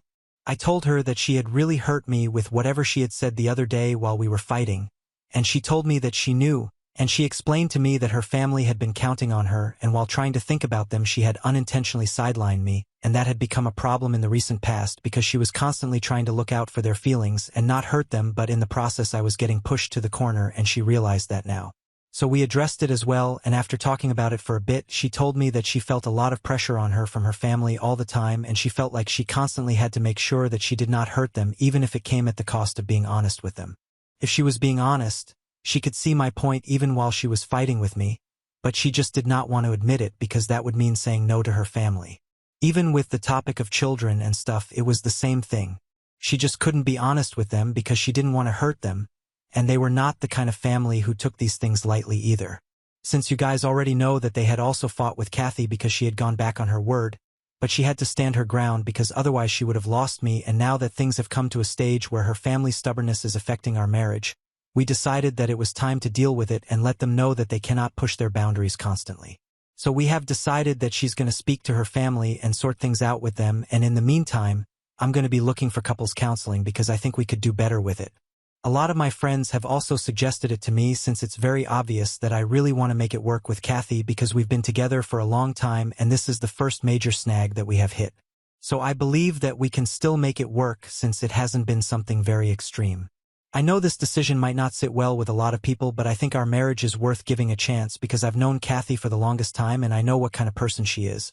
So I'm confident that I'm doing the right thing, and of course after she's done speaking to her family, things are going to change for the better on that front as well. Update 2. Hi everyone. Thank you so much for all the comments and support on my last update. It was really nice. Like I had said, Kathy and I decided to sort out our differences, so I moved back in and we are going to go back to how we used to live. Of course, we are still going to go for couples counseling as soon as we find somebody who suits our needs. We are in the process of looking right now, but decided to rip the Band-Aid off a couple of days ago with her family. Unfortunately, it did not go well, but it went exactly as I had expected it to go.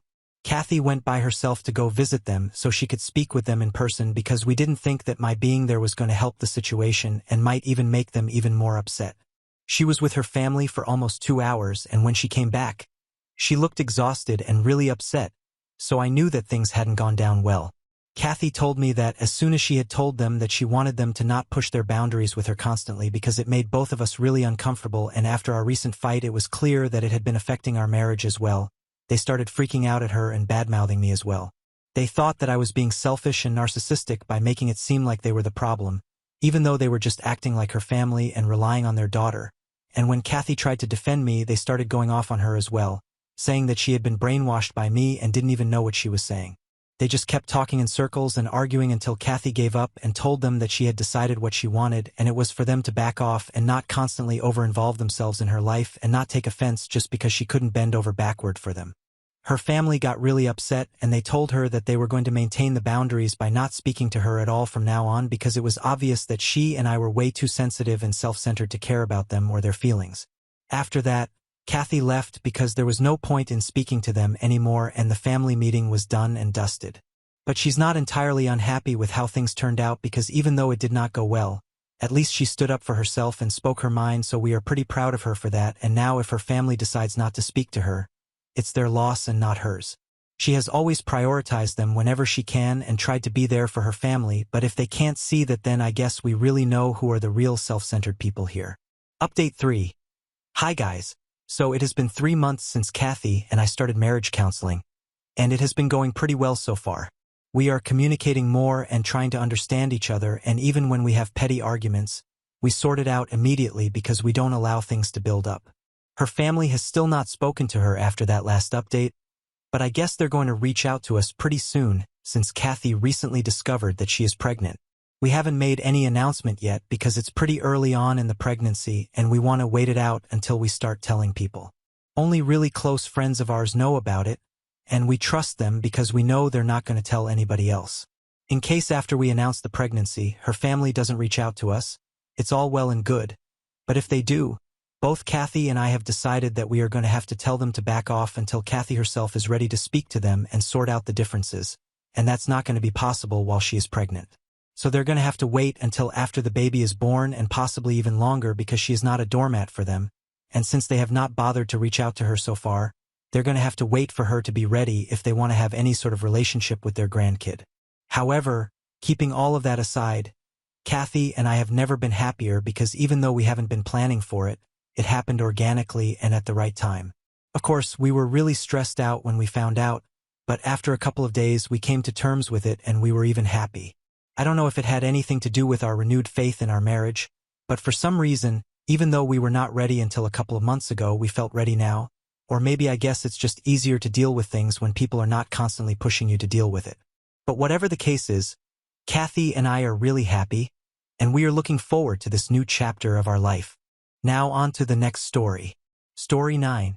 Married a woman who left her abusive ex, but her daughter gifted me a card on my birthday saying, "I hate you for marrying my mom, and I hope you die." I, Jason, 46M, got married to Darlene, 45F, about 2 years ago, and honestly, it's been one of the best decisions of my life. But getting to this point wasn't easy for either of us, especially Darlene. She had been through the ringer in her previous marriage with her ex-husband, Tom, 49M. They were together for over 15 years, and it was 15 years too long if you ask me. Tom was a real piece of work. He was the textbook definition of a toxic and emotionally abusive husband. I could tell from the way Darlene would talk about her past that Tom really did a number on her. She's the sweetest woman, but you could see the scars he left on her, even if they weren't physical. One of the first things she told me about him was how he used to belittle her in front of others. There was this one instance where they were at a dinner party with friends and Darlene was sharing a story about something that happened at work. Tom interrupted her in the middle of the story, laughing and said, "Oh, Darlene is so important at her job. If she didn't show up, no one would ever get their coffee." Can you imagine how humiliating that must have been for her? And, of course, he played it off as a joke, but it was clear to everyone that it was meant to hurt. Darlene told me she wanted to disappear right then and there, but the worst part was how he controlled every aspect of her life. He was always paranoid and would accuse her of cheating whenever she talked to another man, even if it was just the cashier at the grocery store. He'd demand to know who she was calling and where she was going at all times. If she was even a few minutes late coming home, he'd berate her with questions and make her feel guilty, as if she was doing something wrong. There was this one time when her car broke down on the way home from work, and she called him to let him know she'd be late. Instead of offering help or concern, he accused her of lying. And, let me tell you, the gaslighting was next level. Darlene would confront him about his behavior, and he'd twist it around so that she felt like she was the one in the wrong. He'd say things like, "You're too sensitive," or "You're imagining things." There was this one time when she caught him having lunch with another woman, and when she confronted him, he told her she was paranoid and insecure, even though the evidence was right there. He somehow convinced her that she was overreacting, and she ended up apologizing to him. Can you believe that? I think one of the most heartbreaking things she told me was how he'd make her feel worthless whenever she tried to leave. Darlene is a strong woman, and she had tried several times to break free from him. But Tom would tear her down, saying things like, "You'll never find anyone better than me," or "No one else will want you." After all these years, he had her so convinced that she didn't deserve better that she stayed for over 15 years, believing his lies. I met Darlene when she was still married to Tom. We were both part of this local walking club, and honestly, that's where it all started. We'd see each other regularly on these walks, and over time we just kind of clicked. She was so easy to talk to, one of those people who make you feel comfortable right away. It wasn't long before our friendship grew into something really meaningful for both of us. We'd chat about everything during those walks, from our favorite movies to more personal stuff like our families and the struggles we'd been through. But of course, Tom didn't like that one bit. He had this intense jealousy that was pretty obvious from the get-go. At first, I didn't really understand why Darlene would go quiet for days at a time. She'd suddenly stop responding to my texts or wouldn't show up to our walking group meetings. I was confused and honestly a bit hurt, but I figured she had her reasons. Eventually, she told me that Tom had a problem with our friendship. He'd get furious whenever he found out we'd been talking or that she'd been out walking with the group, especially if I was there. He accused her of having feelings for me, which at that point she didn't. We were genuinely just friends, but in Tom's twisted mind, any man who showed her attention was a threat. There was this one time I remember clearly. Darlene and I had just finished a walk and we stopped by a cafe to grab a coffee. It was all innocent. We were just chatting about how nice the weather was and making small talk. But apparently someone Tom knew saw us and mentioned it to him later. The next thing I know, Darlene's disappeared off the face of the earth for nearly a month. When she finally resurfaced, she told me that Tom had gone off the rails, accusing her of cheating and demanding that she stop talking to me altogether. He even went as far as to take her car's keys. To him, the fact that we enjoyed each other's company was enough to set him off. What really got to me was how she'd apologize every time she pulled away. She'd say things like, "I'm sorry, Jason. I just can't handle the drama at home right now." It was clear that she was trying to avoid conflict, but it broke my heart to see her so trapped. I tried to reassure her, telling her that I'd be there whenever she was ready to come back and that there was no pressure. But it was obvious that the situation with Tom was eating her alive.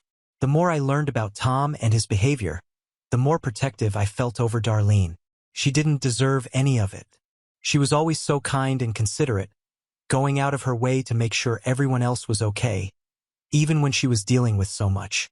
I think that's what made it all the more painful to see her pulled away from things she loved because of Tom's insecurities and control issues. Eventually, after one too many of these incidents, Darlene started to open up more about what life was really like with Tom. She told me about the constant accusations, the belittling comments, and how he'd twist everything to make her feel like she was the one in the wrong. It became clear that this wasn't just about me. Tom was a toxic presence in every aspect of her life. He'd isolate her from friends, criticize her looks, her cooking, her job, everything. He was slowly chipping away at her self-esteem, making her feel like she couldn't do anything right. Leaving Tom was the hardest thing Darlene had ever had to do. After 15 years of putting up with his controlling and abusive behavior, she'd finally reached her breaking point. And somehow, the straw that broke the camel's back was something as simple as oversalting the food. It was just one of those days where nothing seemed to go right. Darlene had been rushing to get dinner on the table after a long day, and she accidentally added too much salt to the dish. It wasn't even that bad, honestly, but Tom lost it. He started yelling at her, calling her names, and making her feel like she was the worst wife in the world. But this time, something inside Darlene just clicked. She didn't argue back, didn't try to defend herself like she usually did. She just sat there quietly, taking it all in. And I think that's when she realized she couldn't do it anymore. The next day, while Tom was at work, she packed her things and left. She didn't know where else to go, so she came to me for help. When she showed up at my door, she looked exhausted, like she hadn't slept in weeks. I didn't hesitate for a second. I took her in, no questions asked. The next few months were really tough as she went through the divorce process. I've never seen anyone so worn down by life. Darlene was a shell of herself, but she was also determined. She knew she deserved better, even if it was hard for her to see it sometimes. Every day was a new challenge. Tom wasn't exactly making the divorce easy. He tried to drag it out as long as possible, probably hoping she'd change her mind and come back to him. But Darlene stood her ground, even though it was tearing her apart. She was dealing with so much at once. Not only was she trying to rebuild her life after leaving Tom, but she also had to navigate her relationship with her daughter, Linda, 20F, who was only 15 at the time. Linda had always been closer to Tom, or at least that's how it seemed. She idolized her dad and couldn't understand why her mom had left him so suddenly. I could see the pain in Darlene's eyes every time Linda would call, crying and asking why she'd broken up the family. Linda felt betrayed, like her mom had abandoned her and their family without any warning. I remember one night Darlene was sitting at my kitchen table, her phone in her hand, tears streaming down her face. She had just gotten off the phone with Linda, who had once again begged her to come back home. Linda didn't know the full extent of what had been going on between her parents. How could she? Tom had been careful to keep up appearances in front of her. He was always the doting father when Linda was around, but behind closed doors, he was a different person. Darlene had tried to explain to Linda why she had to leave, but it was hard for a 15-year-old to understand the complexities of an abusive marriage. I did my best to support Darlene through all of this, but I could tell she was struggling. She felt guilty for leaving Linda behind, even though she knew it was the right thing to do for her own sanity. The guilt was eating her up inside, and she worried constantly about how Linda was coping. It didn't help that Tom was feeding Linda lies, trying to paint Darlene as the villain in all of this. He'd tell her things like, "Your mom doesn't care about us anymore," or, "She left because she wanted to be with Tom," which was complete BS. But Linda was young and confused, and she didn't know who to believe. Because of this, Linda always hated me, even before I started dating Darlene. It didn't matter that I'd been there for her mom during some of the toughest times of her life. To Linda, I was the guy who came between her parents and ruined everything. So when Darlene and I started dating about a year ago, Linda wasn't exactly thrilled. Darlene and I had known each other for years by that point, so when we decided to make our relationship official, it felt like the most natural thing in the world. We got married within a few months, which might seem quick to some people, but it felt right for us. We were extremely happy, and for the first time in a long time, Darlene was too. But Linda still hated me. She refused to attend our wedding, which was really hard on Darlene. I could tell it hurt her deeply, but she tried to brush it off, saying Linda just needed time to adjust. I was hoping that maybe once she saw how happy her mom was, she'd come around. But that didn't happen. Linda kept her distance, barely speaking to either of us unless she had to. Then, about a year ago, Darlene lost her job. It was completely out of the blue. Her company went under, and just like that, she was out of work. Darlene's income had been a big help, especially since she'd been helping Linda out with her rent. But with no job, she couldn't afford to keep doing that, and Linda had no choice but to move in with us. I was renting a house. I knew it was going to be awkward, but I was willing to make it work for Darlene's sake. From the moment Linda moved in, the tension in the house was thick enough to cut with a knife. She didn't want to be there, and it was obvious she blamed me for it, even though I had nothing to do with her mom losing her job. I tried to be friendly, to give her space, but it didn't seem to matter. She avoided me like the plague and would only talk to Darlene when I wasn't around. If I walked into a room, she'd either leave or just sit there in complete silence, scrolling through her phone. Last week was my birthday, and honestly, I wasn't expecting much. I know at my age birthdays aren't supposed to be a big deal, but I've always loved them. There's just something about having a day that's all yours. You know? I don't need anything fancy. A small celebration with the people I care about is more than enough. So I was actually looking forward to it, even if it was just going to be a quiet evening with Darlene. Neighbors and friends from all over the town. I wasn't expecting anything from Linda, to be honest. Given how things had been between us, I figured she'd either ignore the day completely or just stay out of sight until it was over. But after I'd cut the cake and was sitting around with Darlene and two of my closest friends, Linda walked into the room. She had this look on her face that I couldn't quite read, something between determined and distant, and she was holding a small card. I'll admit I was caught off guard. For a split second, I thought maybe this was a turning point, that maybe, just maybe, Linda was ready to put the past behind us and try to start fresh. So when she handed me the card, I was genuinely surprised. Darlene looked just as shocked as I felt, and there was this moment of hope that maybe things were finally starting to change. I smiled at Linda, trying to convey how much the gesture meant to me, and I could see Darlene's eyes light up with cautious optimism. Felt like a big deal, like maybe we were finally getting somewhere. But then I opened the card. My heart dropped the moment I read the words inside. Instead of a message of goodwill or even just a simple happy birthday, the card said, "I hate you for marrying my mom and I hope you die." Couldn't believe it. I just stared at the words, my mind struggling to process what I was seeing. It felt like a punch to the gut, like all the progress I thought we might have been making was just an illusion. I was heartbroken. I didn't know what to say or do. The room fell into this awkward, tense silence. My friends, who had been laughing and chatting just moments before, looked completely uncomfortable, and Darlene, she was just devastated. I could see the pain in her eyes as she realized how much Linda's words had hurt me. She reached out to take the card from my hands, as if hoping that by taking it away, she could somehow erase the damage it had done. I went to my room, shut the door, and didn't come out for the entire evening. I just couldn't face anyone after what had happened. I felt humiliated in front of the people I loved, especially on what was supposed to be a happy day. As I sat there alone, the reality of the situation hit me hard. Linda's words kept playing over and over in my mind, and I realized that I couldn't keep living like this. The constant tension, the disrespect, it was too much. After everyone left, I went to Darlene. I was still shaken, but I knew I had to do something. I told her that I couldn't take this disrespect anymore and that it was time for Linda to move on. I didn't want her living in our home if she couldn't at least try to be civil. It wasn't an easy conversation to have, and I could see the pain in Darlene's eyes as I spoke, but to my surprise, she agreed with me. She knew things couldn't continue the way they were, and as much as it hurt her, she understood where I was coming from. That same evening, we sat Linda down to tell her she had a month to find a new place and move out.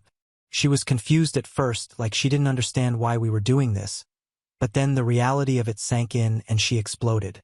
She yelled at Darlene, accusing her of being a terrible mother and of choosing me over her own daughter. It was brutal. Linda was in tears, and Darlene looked like she was about to break down herself. But we both knew this was the right decision, no matter how painful it was. But that wasn't the end of it. We live in a small town, and as these things often do, the story about what happened at my birthday spread like wildfire. I don't know who started it, but soon enough everyone knew about the card Linda gave me and the fallout from it. It was like a ripple effect. Everywhere Linda went, people seemed to know what had happened. The folks in our town aren't exactly the best at keeping their opinions to themselves, so Linda started getting a lot of side-eye and dirty looks. It wasn't long before this started to affect her at work. Linda works at a local diner, and tips are a big part of her income. She used to do pretty well, but after the story spread, she started getting less and less. Customers who used to chat with her and leave generous tips began to avoid her, and when they did tip, it was barely anything. I think people were shunning her, silently judging her for what she'd done. In a way, it felt like they were taking my side, even though I hadn't wanted it to go this far. Yesterday, I was sitting in the living room, minding my own business and watching some TV, when Linda came in. I wasn't expecting much, honestly. I was just trying to get through the day without any more drama. But then she surprised me. She came right up to me and, with this serious look on her face, apologized. She said she was really sorry for everything she had done, especially that awful card on my birthday. Linda admitted that she had been out of line and that she realized how much her actions had hurt me. It was like a different person was standing in front of me, not the angry, resentful girl I'd been dealing with for so long. She told me she was scared that the way things were going, she'd end up alone and broke if she didn't fix things with me. Hearing that from her was like a punch to the gut. For a moment, I just sat there, trying to process what she was saying. Part of me wanted to forgive her right then and there, to just let go of all the hurt and start fresh. But then another part of me remembered everything that had happened. How she'd treated me. How she'd made Darlene and me feel like we were constantly walking on eggshells in our own home. So I told her that it was too late. I told her that I'd reached the end of my rope, and that I couldn't keep going through this cycle of hope and disappointment. I tried to keep my voice steady, but I think she could hear how tired I was, how drained this whole situation had left me. Linda didn't say much after that. She just nodded, looking like she was about to cry, and walked out of the room. After she left, I just sat there feeling, well, I'm not even sure what I was feeling. Part of me felt relieved, like maybe I'd finally put my foot down and took a stand for myself. But another part of me felt guilty, like maybe I should have been more open to giving her another chance.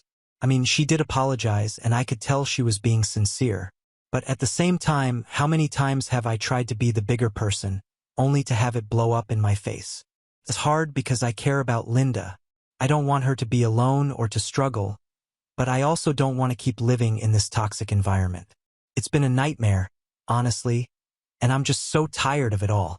But now that she's finally admitted she was wrong and is asking for a chance to make things right, I'm torn. Should I be the bigger person and give her that chance? Or is it really too late for that? I can't help but feel like I'm stuck between a rock and a hard place. On one hand, I want to protect myself and Darlene from any more pain. On the other hand, I can't shake this guilt, like maybe I'm being too harsh or giving up on her too quickly. I keep thinking about how much Darlene loves her daughter and how much she wants things to be okay between all of us. I know that if I completely shut Linda out, it's going to break Darlene's heart even more than it already has been. But I also know that if I keep letting Linda hurt me, I'm only setting myself up for more disappointment. So, Reddit, what do you think? Should I give Linda another chance and try to rebuild some kind of relationship with her? Or should I stick to my guns and keep my distance to protect myself? I'm really struggling with this, and any advice or insights would be appreciated. Update 1. Hi everyone. First off, I just want to say thank you for all the comments and suggestions. It really helped me think things through and figure out what was best for everyone involved. After reading your advice and doing a lot of soul-searching, I decided that the best course of action was to establish some clear boundaries with Linda. It wasn't an easy decision, but I realized that while I care about Linda and want her to be okay, I also have to protect my own peace of mind. So, I sat her down and told her that she would always be a part of the family because she's Darlene's daughter, and that's something that won't change. But I also made it clear that she couldn't stay at our home anymore. The toxic atmosphere was just too much for me to handle, and I knew I couldn't continue living like that. When I told Linda, she didn't take it well. She begged and cried, trying to convince me and Darlene to let her stay. It was heartbreaking to watch, especially seeing Darlene struggle with the decision. As a mother, it was incredibly tough for her to see her daughter in that state. But she stood by me because she knew that this was necessary for all of us. We've both been through so much, and I think we both understood that for any of us to heal, we had to take this step, no matter how painful it was. Yesterday, Linda finally moved out. From what I know, she's staying at a friend's place for now. I was relieved but also a bit sad when she left. I know this isn't what any of us wanted, but it's where we are right now. I truly hope that she's able to stand on her own 2 feet and start figuring things out for herself. She's still young, and I believe she can turn things around if she really puts her mind to it. One of the hardest parts about this whole situation has been seeing the toll it's taken on Darlene. She's been stuck in the middle, trying to support both me and her daughter, and I know it's been incredibly difficult for her. Now that Linda's moved out, I'm hoping we can start to heal and maybe even strengthen our relationship. We've been through so much together, and I want to make sure that we come out of this stronger and more united. There's still a lot to work through, and I'm sure there will be more bumps in the road, but for now, I feel like we've made the right decision. I'm trying to focus on the positives, like the fact that our home feels a little lighter, a little more peaceful without all the constant arguing and tension. It's not perfect, but it's a step in the right direction. Update 2. Hi everyone. It's been 2 weeks since my last update, and I wish I had better news to share. Unfortunately, things have taken a turn for the worse, and I'm honestly still trying to wrap my head around it. I was hoping that after Linda moved out, we could at least be civil with each other and that the distance would help us both cool off. But it turns out I was really wrong about that. So, here's the big news. I found out from a friend that Linda has been making some very serious allegations against me. Apparently, she's telling people that she didn't leave my house because of the tension between us or the boundaries I set. No, according to her, she left because I was flirting with her and being inappropriate. When I first heard this, I was stunned. Like, I couldn't even process what I was hearing. My friend called me up out of the blue, and the way they started the conversation, I could tell something was up. They said they'd heard some concerning things from mutual acquaintances and thought I should know what was being said about me. I braced myself, but nothing could have prepared me for what they told me. Linda is telling people that I was making advances toward her, that I was behaving in a way that made her feel uncomfortable, and that's why she had to move out. When my friend told me this, I just sat there speechless. Couldn't believe it. This is the same girl who's been living in my house for months, who I've tried to help and support despite everything. And now she's saying these horrible things about me. Darlene and I were completely at a loss after hearing what Linda was saying. We knew we couldn't just let these accusations fester. So Darlene decided to call Linda and confront her directly. I was sitting right next to her and I could hear the conversation, at least Darlene's side of it. She started off calm, just asking Linda why she was saying these things and trying to get her to understand how serious the accusations were. But Linda didn't back down. Instead, she doubled down on the lies. She told Darlene that she didn't know everything, that I had been inappropriate with her for a long time, and that she wasn't going to cover up for me anymore. Hearing that was like a punch to the gut. I could feel my stomach drop as Linda kept insisting on these lies. I could see the pain on Darlene's face as she tried to reason with her, to remind her of all the times I tried to help her, of how much we'd done for her. But Linda just wouldn't budge. She kept saying that Darlene didn't know the whole story, and that she was only speaking the truth. Now I don't know where we go from here. The accusations are out there now, and Linda isn't backing down. She's even telling more people that she's been enduring my so-called inappropriate behavior for a long time. Do you guys have any suggestions? Update 3. Hi everyone. It's been over a month since my last update, and I just wanted to fill you in on what's been happening, or rather, not happening. Honestly, I was expecting some kind of resolution or at least more drama, given everything that's gone down, but things have been strangely quiet on the Linda front. I didn't need to take any action because, out of nowhere, Linda just stopped spreading those awful allegations about me. I didn't hear any more rumors, and people stopped giving me those sideways looks that were starting to make me paranoid. Well, that peace didn't last as long as I hoped. Yesterday, I found out why Linda had a sudden change of heart, and let me tell you, it threw me for a loop. Turns out the reason Linda stopped spreading those lies wasn't because she had a change of heart or decided to do the right thing. Nope, it was because Darlene agreed to pay her rent for a whole year to keep her quiet. I asked Darlene why she'd do something like this without even discussing it with me first. She said she's just tired. Tired of the fighting, the accusations, and the toxic environment that's been hanging over us for months. She told me she's lived her entire life in complicated, toxic situations, first with Tom and now with this, and she just doesn't have it in her anymore to keep battling. I still don't agree with her decision, and I'm not thrilled about the idea of essentially paying off Linda to keep the peace, but after thinking about it and talking it out with Darlene, I've decided to let it go. I love Darlene, and I don't want this to drive a wedge between us. I'm going to focus on moving forward with Darlene and trying to rebuild our life together without the constant shadow of Linda's drama hanging over us. Hopefully, this is the last of it. Thanks again, everyone. Your support has meant more than I can say.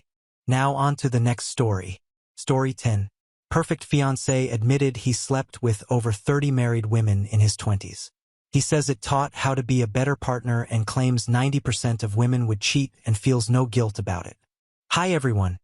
I'm feeling really confused and conflicted right now and could use some advice. My fiancé, both in our early 30s, has always seemed like the perfect guy. He's attentive, emotionally intelligent, and just gets me. I've always felt so lucky to be with him. But recently, I stumbled upon something that has shaken me to my core. We were having a deep conversation about our pasts, and the topic of past relationships came up. He had admitted that in his 20s, he used to regularly sleep with married women. His reasoning: they wanted it, and I never pursued women who were in happy marriages. According to him, most of these women approached him, and he claimed that 90% of married women are willing to cheat if the opportunity presents itself. When I asked why he thought that, he told me it was based on his experience. He said some of these women cheated with him for extended periods before he got bored and ended it. It made me feel sick just listening to him describe it so casually. But here's the kicker. He admitted that one reason he's such an amazing partner now is because during those affairs, he kept a sort of mental list of all the things these women would complain about their husbands. He used that information to be better. He even joked that his education came from hearing what not to do in relationships. When I pushed him on whether he felt any guilt or regret about helping destroy marriages, he brushed it off. He said these women were the ones who wanted to cheat, and he only gave them what they wanted. He even framed it like he was doing some kind of service, helping them realize their dissatisfaction. He insists that I changed him, that I'm the reason he wants to settle down and leave all that behind. But I can't shake the feeling that his past says something disturbing about his character. I know people grow and change, but I feel like I've been handed this big, ugly truth that I can't unsee. I don't even know what I'm asking here. How can I talk to him about my feelings? Update. Hi everyone, so I've received hundreds of messages over the past day. I've tried to answer as many as possible, but it was very difficult to answer all of you. Just know that I've read through every single comment sent to me. Many of you advised me that I should leave immediately due to different morals and ethics. Others said that my fiancé will eventually cheat on me, so might as well leave him. Just to be clear, he has never cheated on me and I don't believe he will. There were many comments from men telling me they were like my fiancé and that they enjoyed the attention. They all said they changed and that you do stupid things at that age. Now on to the update. I sat down with my fiancé last night and told him we needed to talk more about what he told me. We've always been open about each other's pasts and have zero jealousy. He knows about my ex-partners and even some one-night stands. We have a policy of only giving information when asked, and what started this whole conversation was me asking a question that led to this. I don't believe he hid this from me on purpose. It just never came up until now. I asked him why he thought 90% of women cheat, and he said it's just what he's noticed but admitted the number is probably inflated. The sector he worked in is very cutthroat, and he thinks the type of sector he was in led to this happening a lot. He doesn't work there anymore. I asked him how he felt zero remorse on this. He said his policy is that regret is something that holds you back. He doesn't spare any thought on anything he's done in the past. He just believes in learning from experiences, that there are no bad experiences. He also said he is really proud of the growth he said since he did this and how it made him appreciate a lot of small things in our relationship that he wouldn't have had he done this. I also asked him about the women. Did he pursue them hard? He said no, not really. Some he worked in, but a lot he met at bars after work hours or through conferences. He said many of them were out looking to cheat. He's had a lot of female friends who are in relationships that he never ever even flirted with because he could tell their relationships were strong. I asked him how many exactly he slept with, and he said he doesn't know but probably over 20 to 30, mostly older than him and mostly one-night stands, but with a few of them it happened over a period of a year or so. I asked if any got divorced eventually or got found out. He said he never ever kept in touch with any of them or even stalked them, so he genuinely doesn't know. But while he was involved, no one ever got found out. I asked him what kind of problems these women were facing. Many of them felt neglected and were in long-distance relationships or marriages. Many of them had husbands who hadn't called them beautiful in years, and many of them suspected their husbands were cheating on them. Overall, I still feel a bit weird about this, but I decided to give him a chance. He's never ever shown me anything but love and adoration. He's been a wonderful partner. He moved with me for a job. He supported me during very tough patches in my career. He always buys me flowers and plans for me. My parents adore him and I adore his parents. I can't stop describing how amazing of a man he is. It will take me some time to get over the shock I had, but I think I understand more where he's coming from. He's also seen how miserable women who cheat are and said that he never wants me or himself to find ourselves in a situation where this is the solution. He's a great communicator as a result. In a few times where we got into arguments, he articulated his arguments to me perfectly, and we got over things. We will still get married, and I can't wait to spend the rest of my life with him. We have reached the end. If you enjoyed this video, please be sure to like and subscribe to the channel for more videos like this, and give us your thoughts about the stories in the comments section. Thank you and see you in the next video.